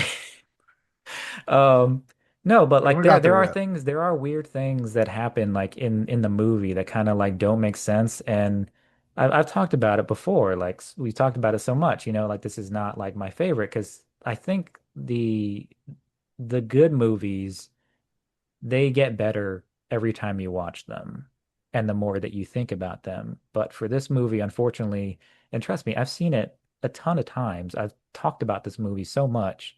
I watched it for this podcast again because I like to go back and see like, hey, was I being too harsh or was there something that, actually didn't make sense or was I just being, a dick about it? Yeah. But there are just too many bits and pieces of this movie where if you start to think about them too much, they just completely fall apart. And I think for this movie, it falls apart for me at the end because What it's is, just the too sorry. much the destruction porn, Oh man. yeah, I completely agree. Like honestly, I will completely agree on that. Also, the fact that clearly the general, Harry Lance's character is blatantly not supposed to be Martian Manhunter until Justice League. Yeah, Because I'm like, if he was actually Martian Manhunter, it's like, bro, we got to talk. What the fuck were you waiting for? I mean, were you standing? I mean, your standing around game was pretty fucking tight, but you could have actually been helping. What the Also, fuck was like your like Superman level strength, being able to phase Xavier level telepathic ass doing, just and hanging around? I'm going to say this, even though Christopher Bologna's character, the Guardian, was not accurate to the Guardian from Superman comics, although he kind of oddly was in a way.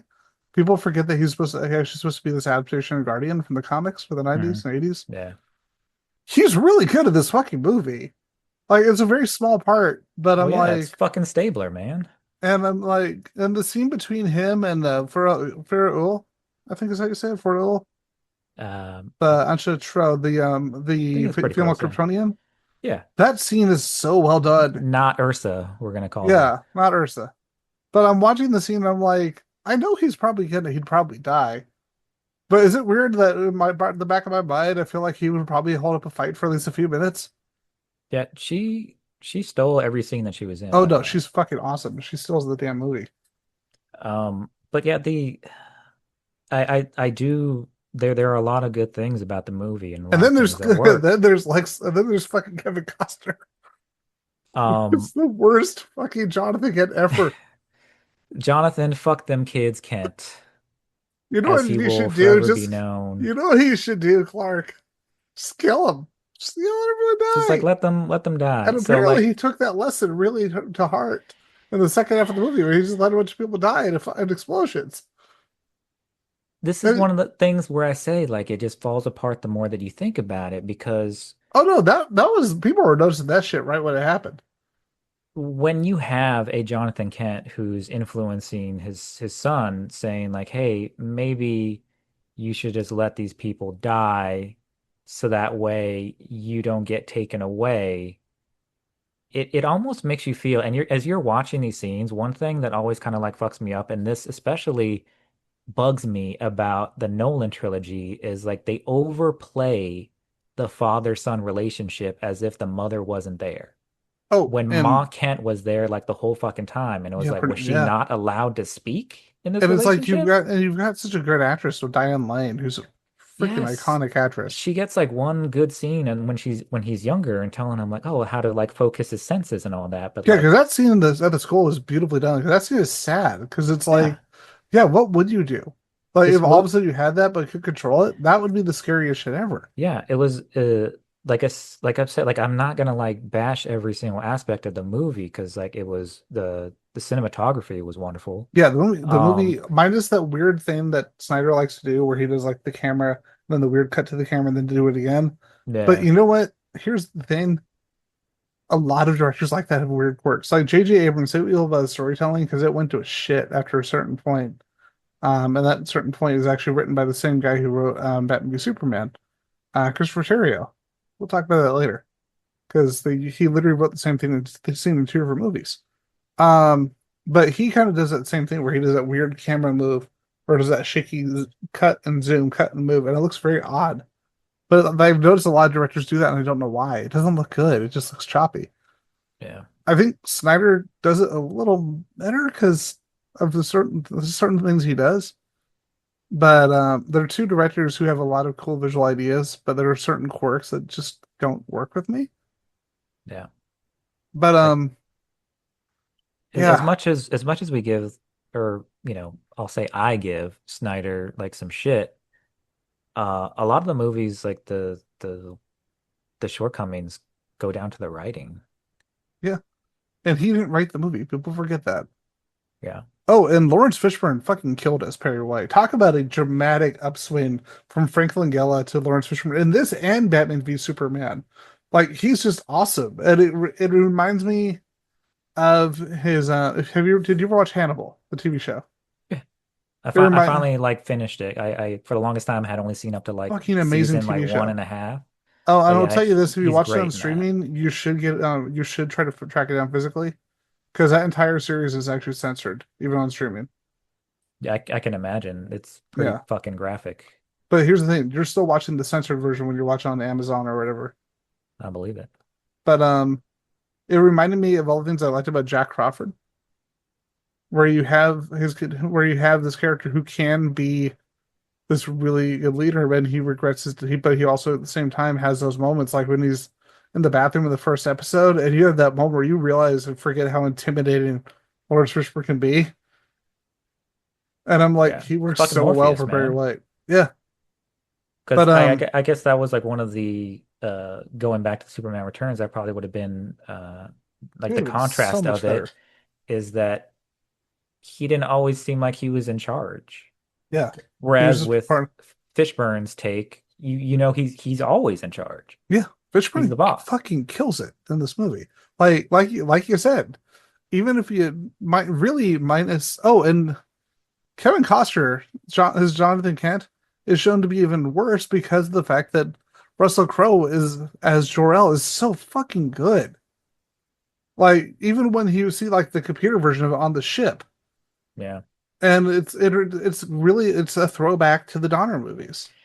It's definitely like a weird flip to Superman's relationships with his adopted father and his birth father, because you saw like in the Reeve and Donner movies, there was like a certain level of detachment between Jor-El and Superman. And Jor-El cares so much about Kal-El, the scenes with him. It's like it's Yeah. not it. And the funny thing is, while a lot of the stuff in the script you talked about, there's a lot of exposition. It Hmm. never comes across that way. Like it's just the interactions, the way he's trying to protect not only him but Lois as well, and it just he comes across extremely empathetic, which is so funny because people criticize Zack Snyder for not writing these empathetic and real characters, but honestly, he feels the most real of any of the characters in this movie. Yeah.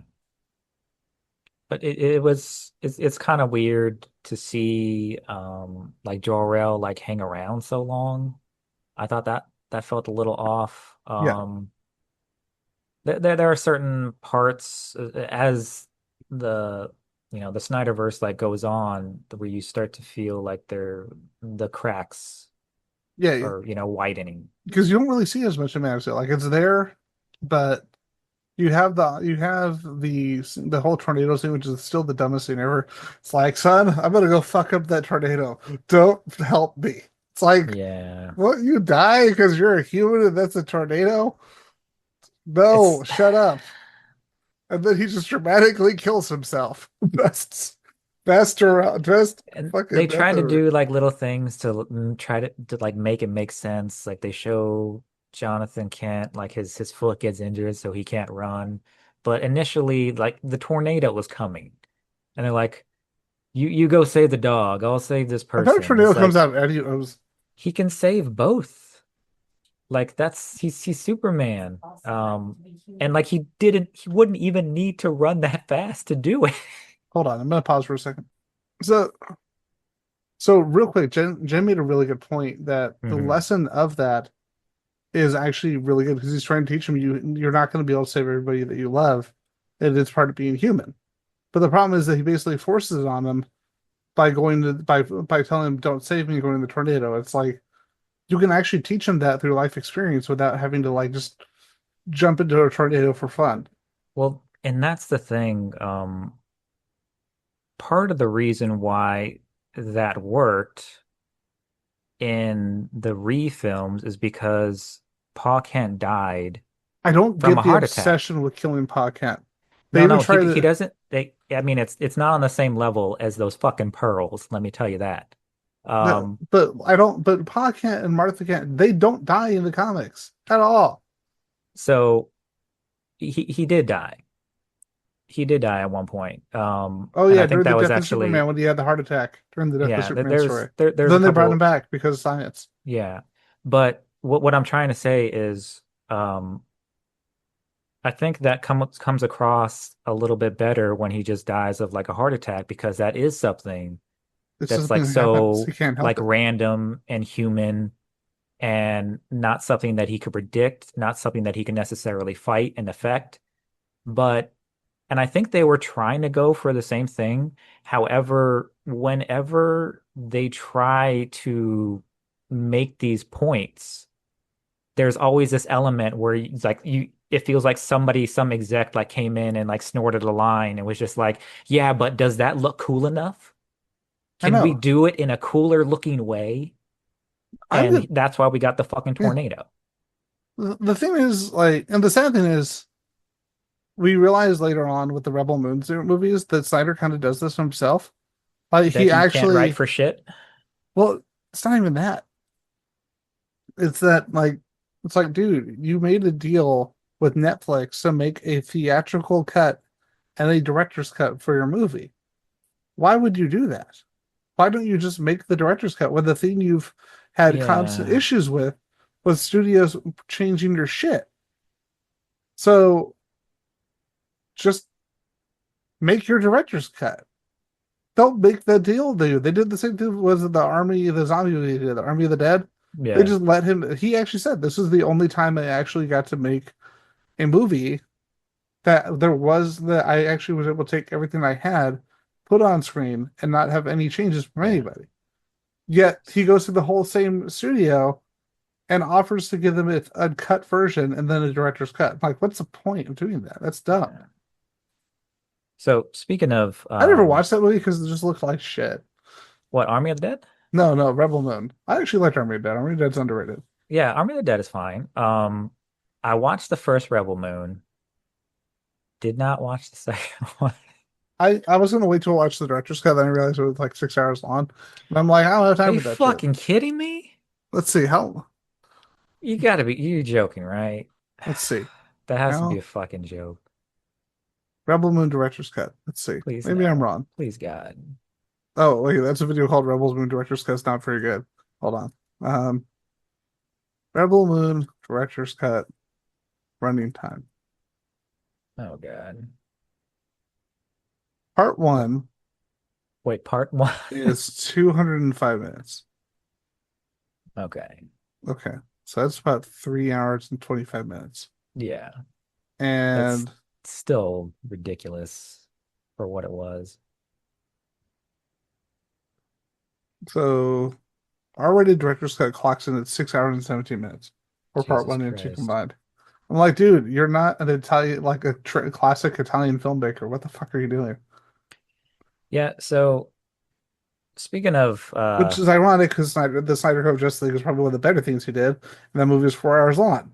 So I'm like, but he also was that was also supposed to be two different movies, not one movie, and they just kind of made it one movie.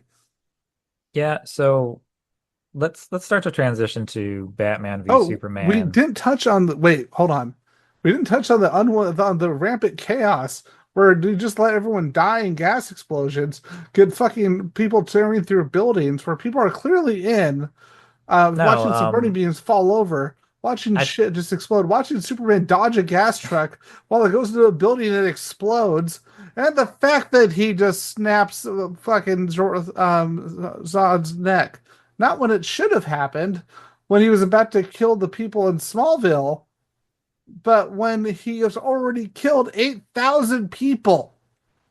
But yeah. I guess that family at the subway station was really fucking important. I mean, he did save that one guy who was falling out of the helicopter, right? Good on you, Superman. He saved that one guy, and Bruce Wayne without his that's the costume and armor example did a that better job everybody than you did. points to, and they're just like, "Oh, he saves people, see?" Nah, But fuck no, that like noise. no, what I That's the was thing gonna I loved about say, the first Avengers movie, despite the weeding of it all. Is kind of a the creep. so like getting into Batman v Superman, what I was gonna say is like, um, so I was thinking about this, Yeah. and when I start thinking about like, like I was saying, like little tweaks and stuff that would have made things better in retrospect, I think what they should have done, as we're talking about the third act of Man of Steel, I think they should have broken off the Zod fight and saved it for Batman v Superman. Yeah, I could see that. Because So, The scenes with Batman during that whole scene, during the mhm. beginning of Batman v Superman, those scenes are really well done. And Yeah, I that was like like the an fact that interesting perspective. and they actually showed I love that Snyder actually went in and went into one of the main criticisms that people had and are like, yeah, we're going to show it from their angle. And and it so works really well. so what I'm trying to get is I actually think what might have helped it in like shifting that over is it would also like help break up like the pacing of that whole like third act.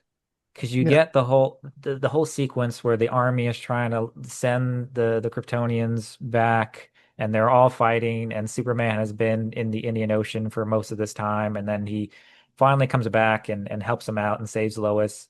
So I feel like what they should have done is have, Zod either get like injured or just like have him like set up for the next movie where he was going to come back at Superman after we had given like this proper period of Superman being established. And then he goes after Superman, and then Superman is forced to kill him at the beginning of Batman v Superman. Because when you're talking about Batman v Superman, this is where the cracks of, the Snyderverse really start to, widen more and more because you start to get in this territory where they're pulling in so many characters and so many different story arcs, and they're trying to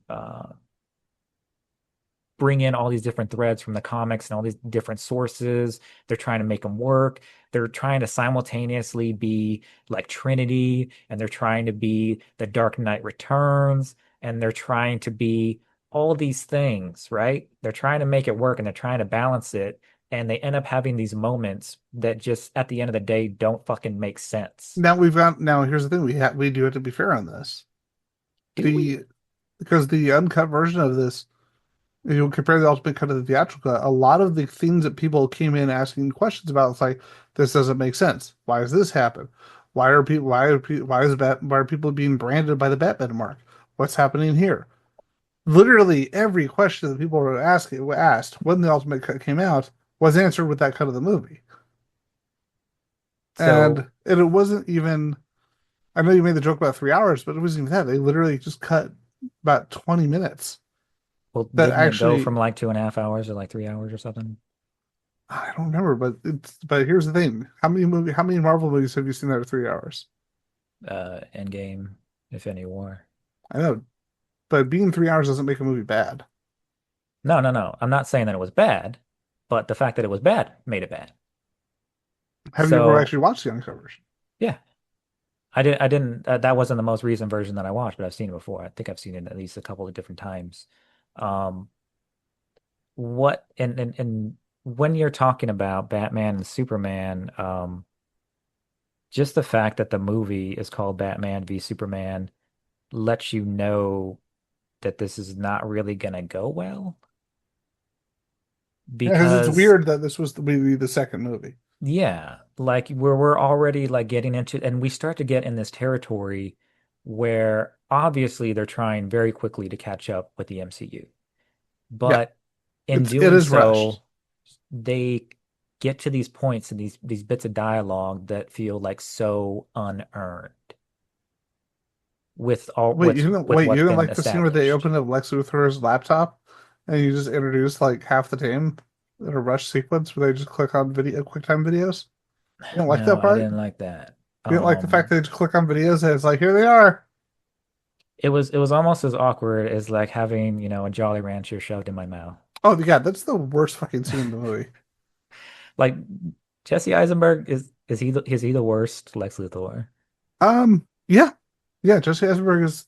The sad thing is, I get what they were doing, Yeah. but because I see the potential. If this had been Yeah. if this had been Especially coming Lex's off of like son, Social Network. yeah, and if this had been People were just like, Lex's, "Oh fuck yeah, that's he's like evil tech bro. yeah, That's Lex Luthor. He's gonna make it work, right?" because here's the thing: if anyone who's watched my Adventures of Superman, they fucking nail what they were trying to do with Batman v Superman in terms of Lex Luthor. They fucking nail it. It's like, here you go. This is how you do it right. And the and it's like, yeah, this is perfect. And it's like, where was this? But this is you talk about the shitty writing. The person who Yeah. made this movie made Argo. The person who wrote this But wrote Argo in 2012, which was his first official screenplay. and I'll be honest with you, like I liked Argo the first time I saw it, but I do think it's a little overrated. I Um, liked it as Jen put it. This is one of the most stressful last acts in a movie ever. so like when it comes to like being stressed out for a movie, uh, I think like the most stressful, like the last time I was extremely stressed out for a movie was when I saw 1912. Yeah, that's just a great movie. Was it Is 1912 it or 1912 or 1917? 1917? 1917. Sorry, sorry, 1917 is a sorry. great movie. That But that movie was fucking awesome. But but I do feel like people were kind of like it had too high expectations of what he was going to be able to do.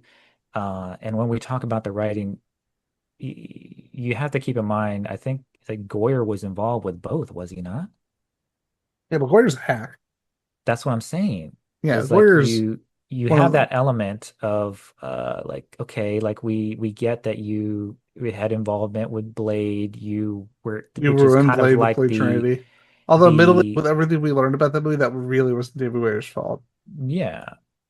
But like I think that's you get him involved in the same way that you brought in Terrio because they have this established ability and you think that they're going to bring that or they're going to like rub off on you in that way, but it was just a fucking mess. Here's the thing about David Goyer. When David Goyer is part of a team of writers who kind of balance him and help make it work better, it helps. Because David Goyer has actually been involved in some really good things. Like he worked on the show, he created the show Foundation.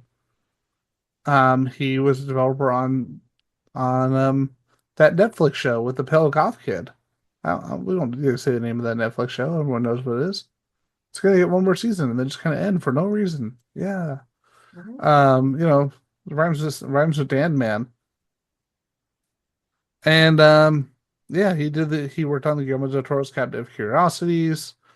He's done a lot of good projects. He worked on the Dark Knight movies, of course. But when he writes a movie by himself, that's when we get something like Ghost Rider Spirit of Yeah. Vengeance or Jumper. That yeah, he just kind of like hangs around like just enough like on the periphery to get the good associations, but like it's just like Snyder. Oh, and like his bizarre rant about yeah, but I give Cyber for the credit for the fact that he didn't say that She-Hulk sounds like a stupid thing, sounds like a stupid name, and sounds like the name of a porno. Yeah. Like more so what I'm trying to say is like when they're like by their self in the writing duties, it doesn't go so well. I still think the best example of that is still the best worst example of that is still Transformers 2. But at least Michael Bay actually apologized and he was like, "Yeah, I'm not a writer." It's fucking And awful. I had, Um, and he basically said I came in during the writer's strike, so it was unfinished, and that was irresponsible for of me because I am not a writer. And I'm like, you know what? This was straight up Michael Bay's forbid about his general yeah. incompetence. So as far as like Batman and Batman v Superman goes, Everyone's really said anything that has to be said about this movie in terms of the story and the characters. It's a mess. Like it's not bad. The director's cut is better than the theatrical cut, but it it's one of those movies where I would have been interested to see how people reacted if we actually got the uncut version in theaters. Because we've seen plenty of 3 hour superhero movies, and but like when Batman's just randomly killing people with his car, yeah, which that and that's what undercuts like one of the core points of this movie is Batman is supposed to be after Superman because he's so powerful, and at the same time, he's killed somebody now in Zod. So you don't know if he's gonna like go off the rails and kill somebody else in another situation. So part of what makes that dynamic work in the comic books, um, and it's something that does get like highlighted, like even in like the Jeff Johns ones, is Superman, he might have killed like Phantom Zone criminals but Batman's never killed. So that's always been like his point of moral superiority and something that he lords over, a Superman and Wonder Woman Now in the And movies, that's Batman kills people all the time. People just tend to Yeah, forget about so it it doesn't make fucking sense that he's all super paranoid. It's like, hey, what if we had some crazy person out there killing somebody, while wearing fetish killing gear. people in a cape? Like, what kind of fucking, crazy person does that except for me? Okay, let's talk. One of the big things that people really can't criticize this movie for, while trying to lift up other Batman movies, is Batman killing people. Because in Batman Begins, you didn't you did kill him, dude. Not saving him and dropping the man in a train and letting him die, and also like blowing up an entire mountain base with ninjas on it. And also, we never see that prisoner that you were supposed to free leave the mountain base, who you killed in an explosion.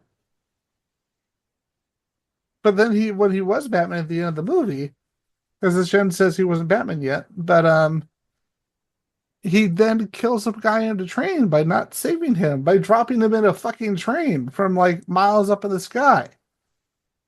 And let's talk about Tim Burton's Batman. The fact that Tim Burton blew up a fucking chemical plant full of people and just killed probably 80, 100 people in that entire chemical plant. And that Batman murders people multiple times in the Tim Burton movies. Batman kills the Joker.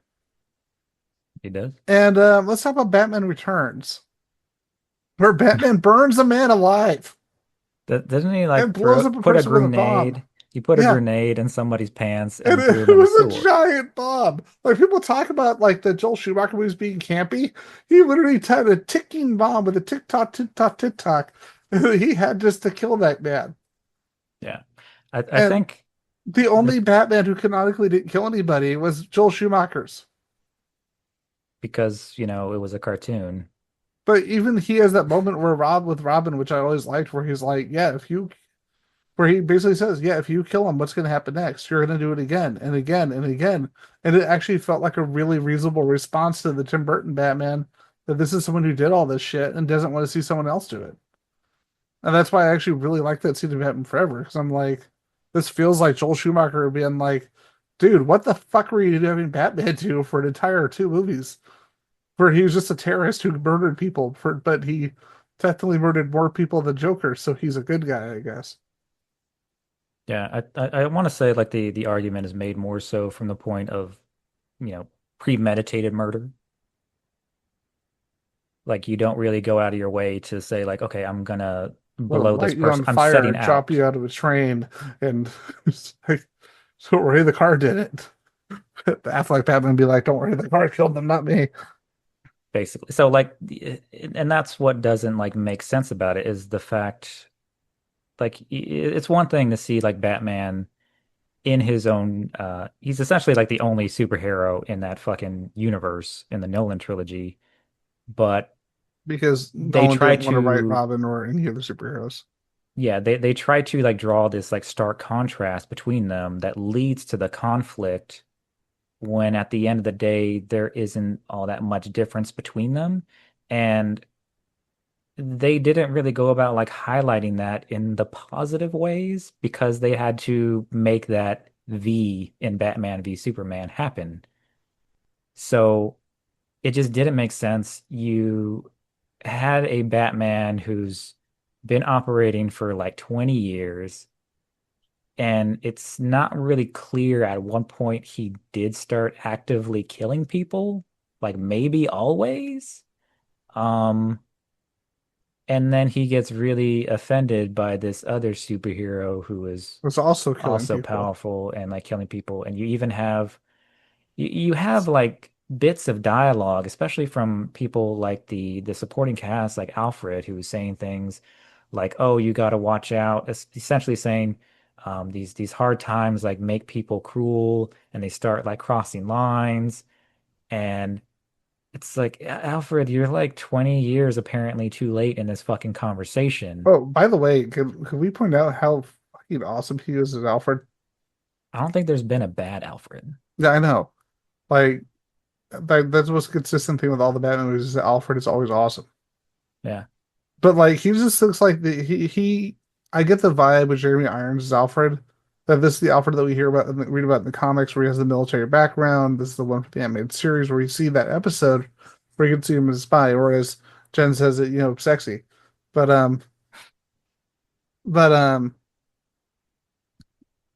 but this is the Alfred that I if you remember in was it No Man's Land, when the Batcave is exposed because of the earthquakes, and you actually see Alfred actually going after everybody because of the fact that Batman is predisposed, is gone from Gotham during that storyline. So you see Alfred bring back all his military training, and I'm like, I could see this Alfred being that Alfred in No Man's Land, who's like, Yeah. And I think the when they were asked, I think when they expanded on it, I want to say like the explanation that they gave for Wayne Manor being, all fucked up was like an attack from Bane. Like Bane like burnt that shit oh no, down. that was from Batman Legacy, which yeah, that actually does tie in. No, I mean like in the Snyderverse. Oh, okay, I didn't know that. Yeah, That's actually kind of cool. because the like Wayne Manor was kind of like fucked up and like decrepit, and I think you see like it's kind of like in ruins, and they start building it back up at the end. There's so many Um, things that they started to set up, like the idea that we have a Robin who died, but we don't know which Robin it was. yeah. And it's like this actually makes sense that this Batman would be the way he was, because it's like, yeah, your Lord was murdered by the Joker, clearly. They tried to do so much in terms of world building here that it eventually kind of like collapsed under its own weight. It was just ended up being tonally um it just didn't make sense in terms of the tone, like what they're trying to like say about the characters and their relationship with one another and the world around them. Like we see the Superman who doesn't apparently even believe in himself. Like you get bits of dialogue where he says like Superman was never real. Yeah. And part of like what makes Superman work so well is like his like self-determination and what he believes in, and that is like hope for a better tomorrow and everybody's capacity to be a better version of themselves. And they try so hard to grind him down that he just becomes unrecognizable. Yeah. And the sad thing is, it's like one of a lot of the people talk about, oh, they didn't write Superman well. It's like, no, it's not that they didn't write him well. They write someone like you said, has the optimism put into a real world that is trying to grind it down. It's like, how is he eventually? How do you react eventually? And apparently, what we were going to get after the Snyder cut was we were finally going to see the Superman as he was going to be, because he kind of went through all of his demons and became the Superman that we should have had, and well, sadly, we should have had in the first place. Yeah, and that's kind of like what I was trying to get at, like when we started talking about Batman v Superman, is like it would have been nice to see more of that contrast. Like let Batman v Superman begin with kind of like a different version of like that montage of Superman going around the world and saving people and being a symbol, but actually being positive because he's just like moping the whole fucking He was time. just like hanging out in Mexico doing stuff. He's just like, I guess I'll just chill here. He's just like standing there, he's like, I'm Superman, and they don't even know it. And they're just I like, let's will. all do a dramatic pose and try to touch Superman. I'm Jesus, lols. Yes. See, because the Catholic Church said I was Jesus. You see that scene in the last movie where I was Jesus? Yeah. Fuck, man. There's like, this movie was so bloated. Jesus. The I will say the intro, like even though we've seen the death of Batman's parents many many times, the intro is actually really well done. Like it's probably for me it's probably the best part of the movie. I'm just so fucking tired of seeing the Waynes getting killed, man. Yeah, I feel bad for them at this point. It's like we get it, you're dead. But It's the like, hey, thing did you that know that Batman is sad about his parents dying? nah, uh, oddly enough, Brave and the Bold handled it the best, because they're like, here, let's have an episode where he actually gets to interact with his father as an adult. I'm like, you know what? Yeah, that's actually way more emotional than just having sad flashbacks. But but also Batman Brave and the Bold is seriously one of those underrated superhero shows of all time. I'm just thinking about like look at the difference. Like if you grew up watching the Timverse, look at the difference between this movie and the Superman Batman crossovers that they did. I know. Oh no, the Bat through the Superman Batman episode, the Superman episode with Batman, that whole crossover. The fact that they basically introduced the Justice League, because Superman the Animated Series, like I said, is one of the best superhero shows or adaptations in general. Like live action, animated movie, TV, otherwise. Yeah, it's seriously one of the best comic adaptations of all time. Yeah. Justice League is definitely the peak of the whole Bruce Timm universe, but Superman's right there under it. Batman is my third place. I know a lot of people get mad, but there are a lot of episodes at the beginning of Batman they made series are kind of uneven, and they eventually found their footing. But you could tell with Superman and Justice League that they really got it figured out. You know, they kind of there's a confidence there in terms of the episodes. Oh, shit, I forgot what I was gonna say. So like Wonder Woman's there. yeah, Wonder Woman is there. They threw Wonder Woman in there and they fucking spoiled it in the trailers Oh because they were God, so desperate to you mean the catch up with 40 Marvel. minutes of footage that were in all the trailers for this movie, all the TV Yeah. spots? They were so desperate to be like, "Hey guys, look, we're doing a thing too. Can you come watch?" Hey, Well, look, guys, here's Doomsday. you guys like Doomsday? You guys And you know what no? Doomsday does? The only thing we write Doomsday to do. So guess what If else is probably going to happen in this movie? Oh wait, it did? if you don't like Doomsday, and maybe you like the cave troll from Lord of the Rings, It's kind of like that. this yeah, it looks like Doomsday like fucked that It thing, only and looks like Doomsday at the they end had a when this when the baby. skull parts come out. Uh, and so like fuck, man, like try to be like Trinity, try to be like the Dark Knight Returns, tried to be like Oh, Public Enemies and all did this shit, I and did then Death of overstate how much Superman. time it is. It's actually 11 minutes, but it's actually 11 minutes of consistent footage that actually display the entire plot. If you take everything from the trailers, clips, and TV spots and edit it together, it's literally 11 minutes to tell you the whole damn story. Yeah. And then it's just like it just tries too hard and it doesn't work. Not to mention it just like plot wise doesn't fucking make sense.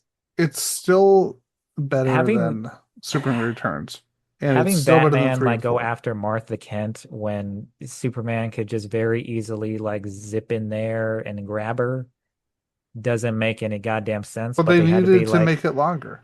it needs to be cool, Also, right? admittedly, the arc I do like the Arkham Asylum fight scene Yeah. in there. That was actually fucking cool. I can't. I think once you saw like how Snyder executed the fights in Watchmen, you knew that the Batman fights were going to be good.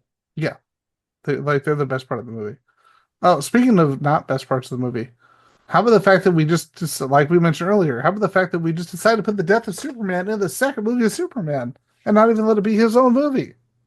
And then have Batman, who interacted with him for like all of 5 minutes, be like, "Oh, he was my friend. I'm very He sad now for was some reason. he was such a symbol of hope, even though I very much got close to driving a kryptonite spear through his fucking face." Um, yeah, that guy was just swell guy. He's like, and that Gal Gadot is probably gonna have a great acting career where she showcase her talent all the time instead of just dryly uninterested. Yeah. Oh Uh, wait, I was wrong. I was so wrong. Flash, help us. Not to mention, so like DC kept on doing this thing in their movies where like every like got it was like it turned into a fucking like a giant, okay, we're gonna fight like a giant CGI monster with like lightning flashing Hey, shit hey, hey, energy what coming kind out of of them. suicide? Hey, come on, man. This is some kind of a Suicide Squad. Suicide Squad, fucking Wonder Woman did it, fucking Batman v But Superman Wonder did Woman it, is actually a good movie. That's the difference. but the villain sucked. That's what I'm Wait, trying to get at. Because they did which is the like, whole here's David CGI. Thewlis. Here's David Thewlis. He's awesome. We Yeah. managed to make him suck. let's put a helmet on him so he can't really, get anything from him. Let's make it a big CGI fight where he does lightning flashes and shit like It's that. like, here's one of the best actors of all time. Hey, it's Harry Potter guy. It's like he has done so many other movies. But you know Yeah. what? You're American, so go for it. But like the killing off Superman in the second movie was just so stupid. Just and like we were saying, and then not only that, they just immediately hint at him being alive still. Oh, how about the fact that Lex Luthor kills Mercy Graves? How about the fact that he kills her without telling her what's going to happen? You know, the person who is literally his I right-hand mean, woman in all of fucking Superman. did she Who- show herself to actually be useful in that movie? I can't remember. Well, they didn't do anything with her. That's what I'm Either saying. version of it.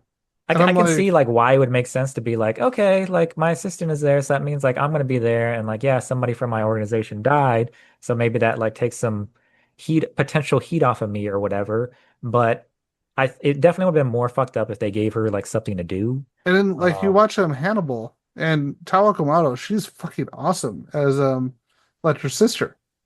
yeah. She's great in that movie. And you're like, oh my God.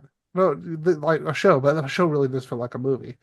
But I'm like, if you took this characterization of her from her role in Hannibal and you put that as Mercy Graves, Yeah, that would have and been badass because she was basically playing like a crazy Mercy, crazy. Okay, Mercy Graves is kind of crazy already. yeah. It's like a crazier version. It's like there you go, just do that. Yeah, and going back to the crossovers in the Timverse, seeing the fight between her and Harley was also a highlight Yeah, too. and Um, and people forget like everyone always talks about oh Harley Quinn is the first crossover character, was a crossover character, but I'm like yeah, so was Mercy. And people forget that Mercy was originally a TAS character yeah. that was brought in. And people always forget that. And I'm like, no, she's cool as hell.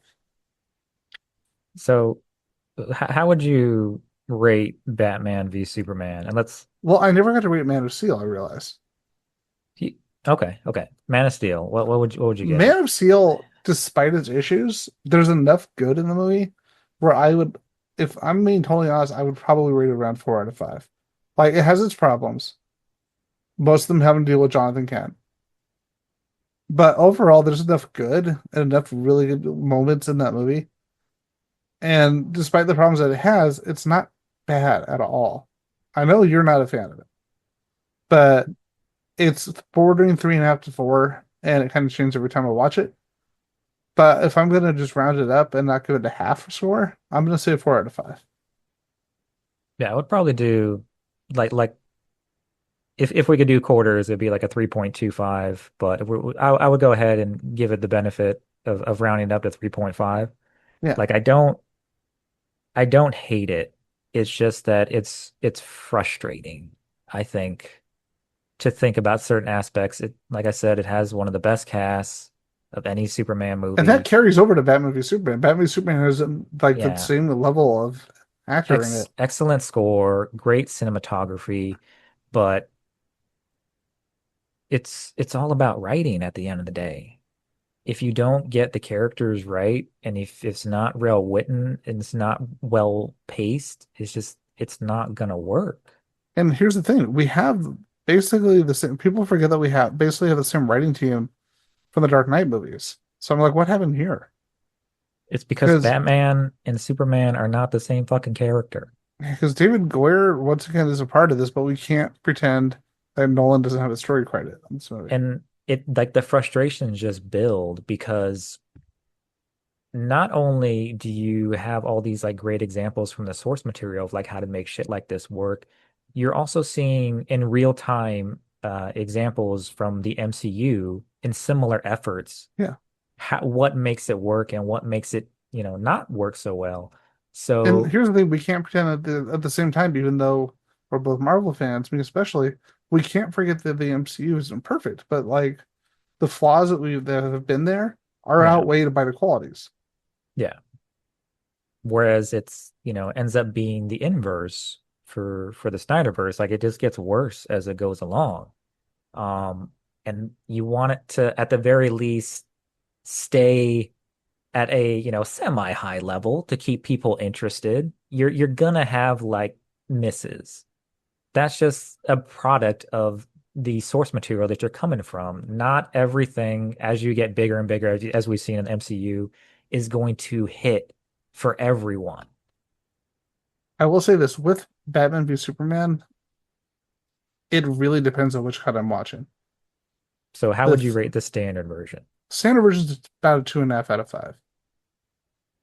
There's a lot of interesting ideas in there. But if I'm watching the theatrical cut, I'm like, oh, when I first watched out of theaters, I'm like, this is the shit. This is fucking cool. But then the more I found about it, I'm like, okay, this is a problem. That's a problem. Why does this happen? Okay, where is this going? What's going on here? Why is that there? That was And happening to me in the theaters as I was watching, and but I unfortunately walked out and I was like, that was kind of a piece of shit. the ultimate cut, I'm gonna I'm definitely gonna rate it higher. I know I'm gonna rate it higher than you. I'm gonna rate it 3.5 out of 5. Because if I consider Man of Steel a 4 out of 5, this is definitely a 3.5 because it definitely slips a little bit because there's so much more going on and there's some stuff that just doesn't work. But there's enough in there where I'm like, okay, there's still a lot that I do enjoy. And knowing what they were going to do, what the intention was for the Nightmare universe and what he was trying to set up for that, I'm like, you see him trying to see that. Which Unfortunately, we're never again is in is full. another fucking thing that they tried to do. Like they tried to make it injustice as well. Yeah, I know. Like, But goddamn, guys, pick a lane. I would say that it kind of depends on the day. For me, it's either 3 to 3.5. It's a tough one because sometimes I'm like, okay, this is I'm seeing more of the flaws. Other times I'm like, there's enough here where I Yeah, can still enjoy it, but it's still not as good as Man of Steel. Man of yeah, Steel, that's a 4. This is a 3.5. Theatrical cut is a 2. It's a 2.5. yeah. I would say like theatrical cut is like a two, and it's 2.5 for the fucking extended.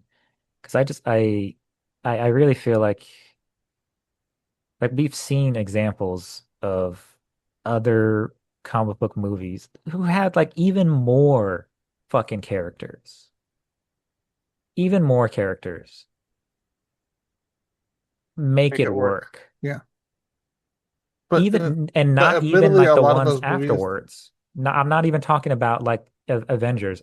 Think about fucking X2 yeah, actually, there's a ton of and characters, and it's still how one of the best superhero movies ever made. pitch perfect it was. Like they made sure that even though this was stuffed to the goddamn gills with superheroes, everybody got like a piece of dialogue that basically, the movie pushed them to get out, this is who I am. Yeah, and there's a reason why that entire franchise, at least in my opinion, even though like that, I still consider that the most solid X-Men movie. X-Men 2 is because really X-Men 2, First Class, and Days of Future Past, which is a Yeah. weird ranking. And a lot of people fight me on it, but I'm like, no, that's my personal like. If I was to watch 3 X-Men movies right there, that's what I would watch. Not that I'm biased at all or anything. I know what you mean, No, I like Days of Future Past a lot. but we are going off on the side, so let's bring it back. Unlike Ryan Singer, who just kind of left his movie and just went to fuck off to No, Metropolis for a while. it's just a matter of like you have to know how to balance it and make the best use out of the time that you have. And I don't think, making it longer necessarily made it that much better. And if you are going to have a theatrical cut versus an extended cut, you have to have like the basic framework that's still there that makes it make sense. And if you need that extended cut to make your shit work, that doesn't say a great thing But it about the says a movie lot that about you this, already made. but it also says a lot about the studio. At the same time, you still have to make a decent fucking movie. Everybody's gonna have like these like studio constraints. Like obviously, like the Warner Brothers folks are a little bit, let's call Zaslav them about it. dumber than most. Yeah, that's why their stock was like $14 a share until the new Superman movie came out. Yeah, and it's like you just and it sucks because I said it before. I've definitely for like the longest time considered me myself like more of a DC fan. So I know that there's such strong source material for them to pull from. So at the end of the day, and not only that, unlike Marvel, you have access to all of your characters. You're not like in this little fucking war with Universal and Sony about your characters.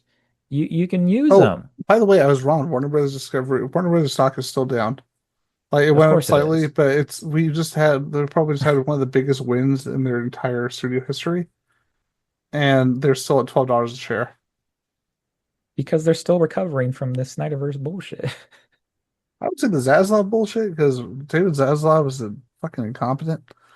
Like that is a definition of failing upwards. This guy ruined the History Channel, Yeah. and And then he that's was allowed to ruin Warner Bros. And HBO too. and you have seen also Disney being run by not necessarily the greatest people, but But at then the Bob same Iger came time, back and was like, "Bro, stop it." yeah. And then you end up seeing how it still keeps on going because fucking we've gone through if you're counting Green Lantern, which would have been like the start Does of anyone of really count Green Lantern? well, not anymore, but it was supposed to be the start of their movie universe, and it didn't pan out.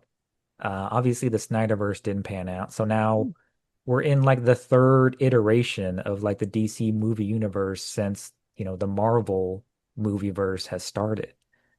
So really, as we are going off inside, let's pull ourselves back because we're about wrapped up. We have literally wrapped up the second half in terms of the Superman movies.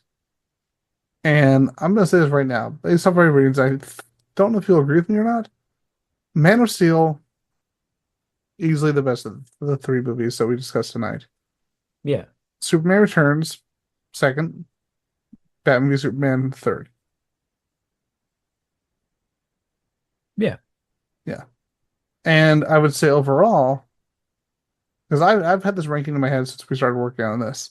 Superman 1, easily the best Superman movie. No question. Now, by everyone, so everyone's aware from the beginning of the show, I have not seen the new Superman movie yet. Mhm. So Superman 1 is definitely the best, in my opinion. Then I would say Superman 2, Man of Steel. Um, you know what? I'm gonna say this right now. Superman Returns. Then I'm honestly gonna say Batman v Superman. And then I'm gonna say Superman 3 and 4. I would probably keep that ranking instead of but instead switch 4 and 3. I Yeah, think that third one is the worst. there are some people out there who are still so. I get the Snyder criticism, but there are still people out there online who are like, "Nah, Batman, Superman 3 and 4 are better because they have practical effects." I'm like, "What? No, that's great. I'm completely pro practical effects over CGI, but I'm like, that doesn't make them better movies. That makes them shitty movies with shitty practical effects." Yeah, they were just like with the Snyderverse, like despite their shortcomings, they still had like a lot of interesting ideas. They still had enough where if you were a longtime DC fan, that kind of like made you sit up and say like, "Oh, this they actually going to do this?" and get you a little bit excited about it. It just ended up collapsing under its own weight, and it tried too hard to catch up to Marvel. I'm really excited for the new Superman movie, and I've always found myself like in a really frustrating position as a DC fan because for the longest time I was a big Snyder fan. I would never call myself a Snyder bro but for the most part, Because they're assholes. yeah. And it's interesting getting criticized by fans of the new Superman online. Even though I haven't seen the movie, and I'll objectively tell people I'm interested in seeing. I'm actually really excited for it because I understand the idea of a multiverse, and that's how I view this. Because it is different takes on the same universe in drastically different ways. But at the same time, I'm like, no, I can see the positive and the negative here too, and I can enjoy these things. But I'm not going to be one of these people who's either going to be like, "Oh, you are the worst ever, Zack Snyder or James Gunn fans," or "You are stupid for liking these things." And I'm like, calm the fuck down. You're Yeah. being assholes doesn't make the other people less of an asshole. It just makes both of you assholes. So just it's like they said in Spaceballs. I'm surrounded by assholes. And as much as I've criticized the Snyderverse films, if you like, I know we have so many fans and people who have dedicated their lives to tracking our podcast. So if you go back, our diehard fans, and you look at any times that we touch on the Snyder films, like you never really hear me say this sucks before I've seen it. And that's kind of the difference between, being a fan and being a toxic fan. Like you can't try to criticize something before you've even fucking seen it. That's just crazy. You Yeah. may go in with like certain reservations or certain hopes, but you can't just like decide it's one way or another, like this is gonna be amazing or like this is gonna be complete total garbage. And that's why I tend to kind of like not slide on the hyperbole type of Yeah. reviews. Like I very rarely give out like a 5-star review or even like a one. But Yeah, because there Man are a of Steel, lot. I've watched that movie so many damn times. And even I'm like, that's not Yeah, perfect. It's I've good. It's really it's good, but it's not perfect. it's pretty like great cast, sounds great. Um, it's just like fuck, man. They were so close. They were so Weird close. internet weirdos on both sides. Remember something. Zack Snyder and James Gunn are friends. They're adults. Like how we're adults. So we can talk about things and agree and disagree. Like how I could be like, Michael's opinion is stupid, but he's still my friend. Yeah, Wait, I don't think that works that way. Never and I could mind. say, Ian knows how to pronounce Brandon Routh. And well, you know what? My track record for pronunciation for names is actually pretty damn good. It Uh, is. So that's yeah, why I have to give you shit when you get it wrong. I know. So Um, I get to lord that over you, like Batman lording over you that time that you but snapped somebody's fucking even though neck. I killed like 37 people, I didn't. Internet, do not cut this out of take this out of context. Even though like you could have just fucking flown up. Oh, and can we also point out that probably the most well constructed movies by either James Gunn or Zack Snyder is Dawn of the Dead, which is a movie that they wrote to directed together. So Can we remember that? And yeah, but at the same time though, like I think that's where you kind of started to get that hint of, okay, Zack Snyder is very like adaptation happy. And then he just like threw too many things in the mix for Batman v yeah, Superman, and because that's where it went to shit. and I'm going to make our point, to illustrate our point, I'm going to play a further clip that's been shared around the internet a lot lately because it's kind of perfect. And I'm not one to be, I like Rick and Morty, but Justin Roiland kind of soured all that for me, which is good because he's fired now. But just gonna put this out there. Extra creatine, please. Yo, James Gunn. Oh, hi, Zack Snyder. Just saw your new cut of Superman, and word of advice, he's the man of steel, not the man of conversation. Oh, I love the giant thing Okay. creatine. Do more shots of him punching, and here is a secret move. Start the punch at regular speed, and then you're gonna ramp it down. It's not a fucking secret. I'm sorry, Zack Snyder. I shouldn't be lashing out at you. Your biceps are the size of my head. Yes, but so is my heart. What's going on with you? Some fan of the Velocitree franchise got onto the lot today. He used a portal and he just...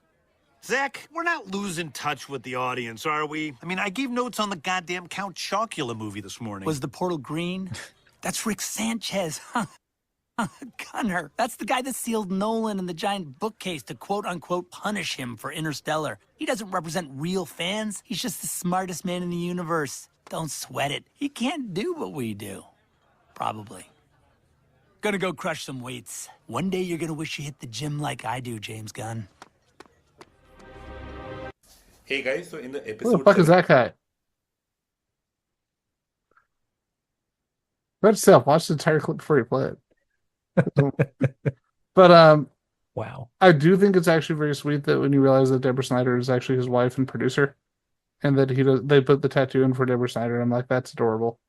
Yeah. And I think I said this like more so like an offline conversation, and as we're talking about these guys who make the movies, and especially when it comes to Snyder, like I kind of put him in this similar, vein as like Jeff Loeb, who has done like some great things, but then experienced a personal loss, which had an impact on the quality of his work, and that might have happened there with Snyder as His well. daughter. Yeah. Yeah. So, I mean, the fact uh, that the song that plays at the end of the fact that the song that plays at the end of the Snyder Cut is literally his daughter's favorite song of all time, and he played that for her. And I'm like, motherfucker, why you gotta get us like this? yeah. So like as much as I go at him for like the professional side, like we're talking about, there's a fucking difference. There's a line Yeah, between like what they do professionally and who they are as a person. Um, and in people's pursuit to try to be like the loudest, angriest, like pieces of shit to get engagement, they end up taking things too far. it's. I will say this: if anyone who wants to see probably the most well executed thing he's done recently, and proof that dude actually can make some really good project. Like I've said before in here, Twilight of the Gods, the Netflix series, the animated series that deals with Norse mythology. It's really damn good. And it's got really good ratings from critics. It's got a high rating on IMDb. It's a really well done show. And most of his fans don't talk about it. And most people I know don't talk about it. I'm like, the fact that you have something where you have this insane cast and like insane reviews from critics, and it's just a very well made show. And I really wanted to see the response of how his like total opposite fans on like the way right wing of politics responded to Jamie Clayton being one of the star leads on the show. You know, trans actress playing a huge playing a huge role in it. I really wanted to see their reaction, but none of them watched it. Mm. And I'm like, seriously, what the like and Jay Oliva, who worked on a lot of the DC animated stuff, he worked on Young Justice, is the main animation director for the show. And I'm like, so it kind of reminds me of the movie was that when the movie The Island came out, and despite the fact that it was derivative, it was probably the most ambition that Michael Bay put into a movie, and then that movie tanked. And I'm like, so was his lesson just make Transformers garbage because Yeah. nobody wants to see this different thing? Yeah. Which is kind of like a shitty lesson to be taught. I mean, the But fact that Jason that's Blum actually said that his takeaway from the Megan 2 failing in the box office was that they went too far to try something different for the sequel. And I'm like, Mhm. your lesson should not be we did something different, it failed, we need to go back to the same thing. But the Yeah. sad thing is you have audiences who react that way to where there's something different or a franchise tries something different. And it's like and the reaction is, oh, I'm not seeing it, and it's just Yeah. tanking. And I'm like that And you as an audience aren't helping when you ask for original content and then get pissed off when something different happens. yeah. It's kind of like demanding that we get original you know, Characters, and then we get those POC characters, characters or and then not gay supporting lesbian them. characters, and then they finally get them, and they don't actually support them, or Yeah, they criticize it before it actually comes out. And that's what we're talking about. Like you can't go down that road and either be like a Snyder bro or like a gun hater. it's Just not help. fucking watch it. You're not helping anybody. Just view it Watch as it. if you watch it as its own thing. Just enjoy it for what it is, or dislike it for what it is. But Yeah, don't attack people because of your opinion or their opinion of a movie, because you're just being an immature troll, no matter what side of it you fall on. But let's sum it up. The Superman franchise for me, um, while there's some definite bad in the Superman franchise, it's honestly about equal, which is very rare for a movie franchise where you have those equal, like almost 50-50 elements of really good and really bad. But the really good, in my opinion, when it comes to Superman and the movie franchises, totally does outweigh the negative. And I would say overall, the Superman franchise is still, despite some hiccups, is still one of the best movie franchises of all time, and easily has the examples of the best. Still has the example of the best superhero movie of all time with the first Superman. Yeah, that the score, the performance by Christopher Reeve, it's just so iconic. Yeah, I don't know like a better word for it. There's a reason why it holds up. yeah. And it just kind of goes back to what, I said in the previous episode, it's just a matter of taking it seriously, and making sure that that comes across in the finished product. Because when you give a shit, it's gonna become apparent, and you have to be willing to have those people in place to fight those creative battles to make the final product be what it should be. Yeah, because And like we touched on, the producers of the Superman movies were borderline incompetent. yeah, So the fact that Donner was able to do what he did is kind of insane. and a lot of people didn't believe that it was going to work. Yeah. But at the end of the day, it's it's just like going back to like the core of the character. You have to believe that you have to ride the waves, you have to ride the dips in the quality that we're getting, and hope that there's going to be a better tomorrow for the franchise when it does dip like that. Because this is a character that's been around for like about 90 years now. Are you saying that in your world this stands for hope? There you go. So it is I kind of forgot I had this shirt to my shame. But yeah, no, it's a strong character for a reason. People need hope. Yeah. And with everything going on right now, Dean Cain, you know, we need this. Yeah. So Stop being a piece of shit, Dean Cain. yeah, stop it. Bro, you're like part Japanese. Stop being a shithead. Stop being racist. It doesn't make fucking sense. Yeah. That's that's like Ted Cruz. It's like, bro. Don't get me started on these fucks. So with that, this has been the newest episode of Circuit 42. I am Ian. This is Michael. Where can people find you on this crazy world called the social media internet webs where nothing bad or toxic ever happens? You can find me on Instagram at Four Ducks Pilot a Man Suit, and you can find me at the same on Threads, since it's basically the same thing. And you can find me on Blue Sky at Four Ducks in a Man Suit. And you can find me as I always say on Facebook and Instagram as the creatively named Ian McIntosh. And you can find Circuit 42 on Instagram. You can find them on Facebook. We were on, as I've always said, I will never get tired of saying, we were on Twitter, but we couldn't stand the musk of it all and decided to leave because the smell was just too strong. So we moved down the street to Blue Sky. And of course, you can watch us on YouTube. You can listen to us on Spotify and iTunes. And yeah, beyond that, thanks for coming on this. Thanks for coming on talking about this again. Thanks for tuning to the show and this long, long road of Superman movies. Some of them longer than others, some of them feeling longer than others. And with that, good night, everybody. Good night.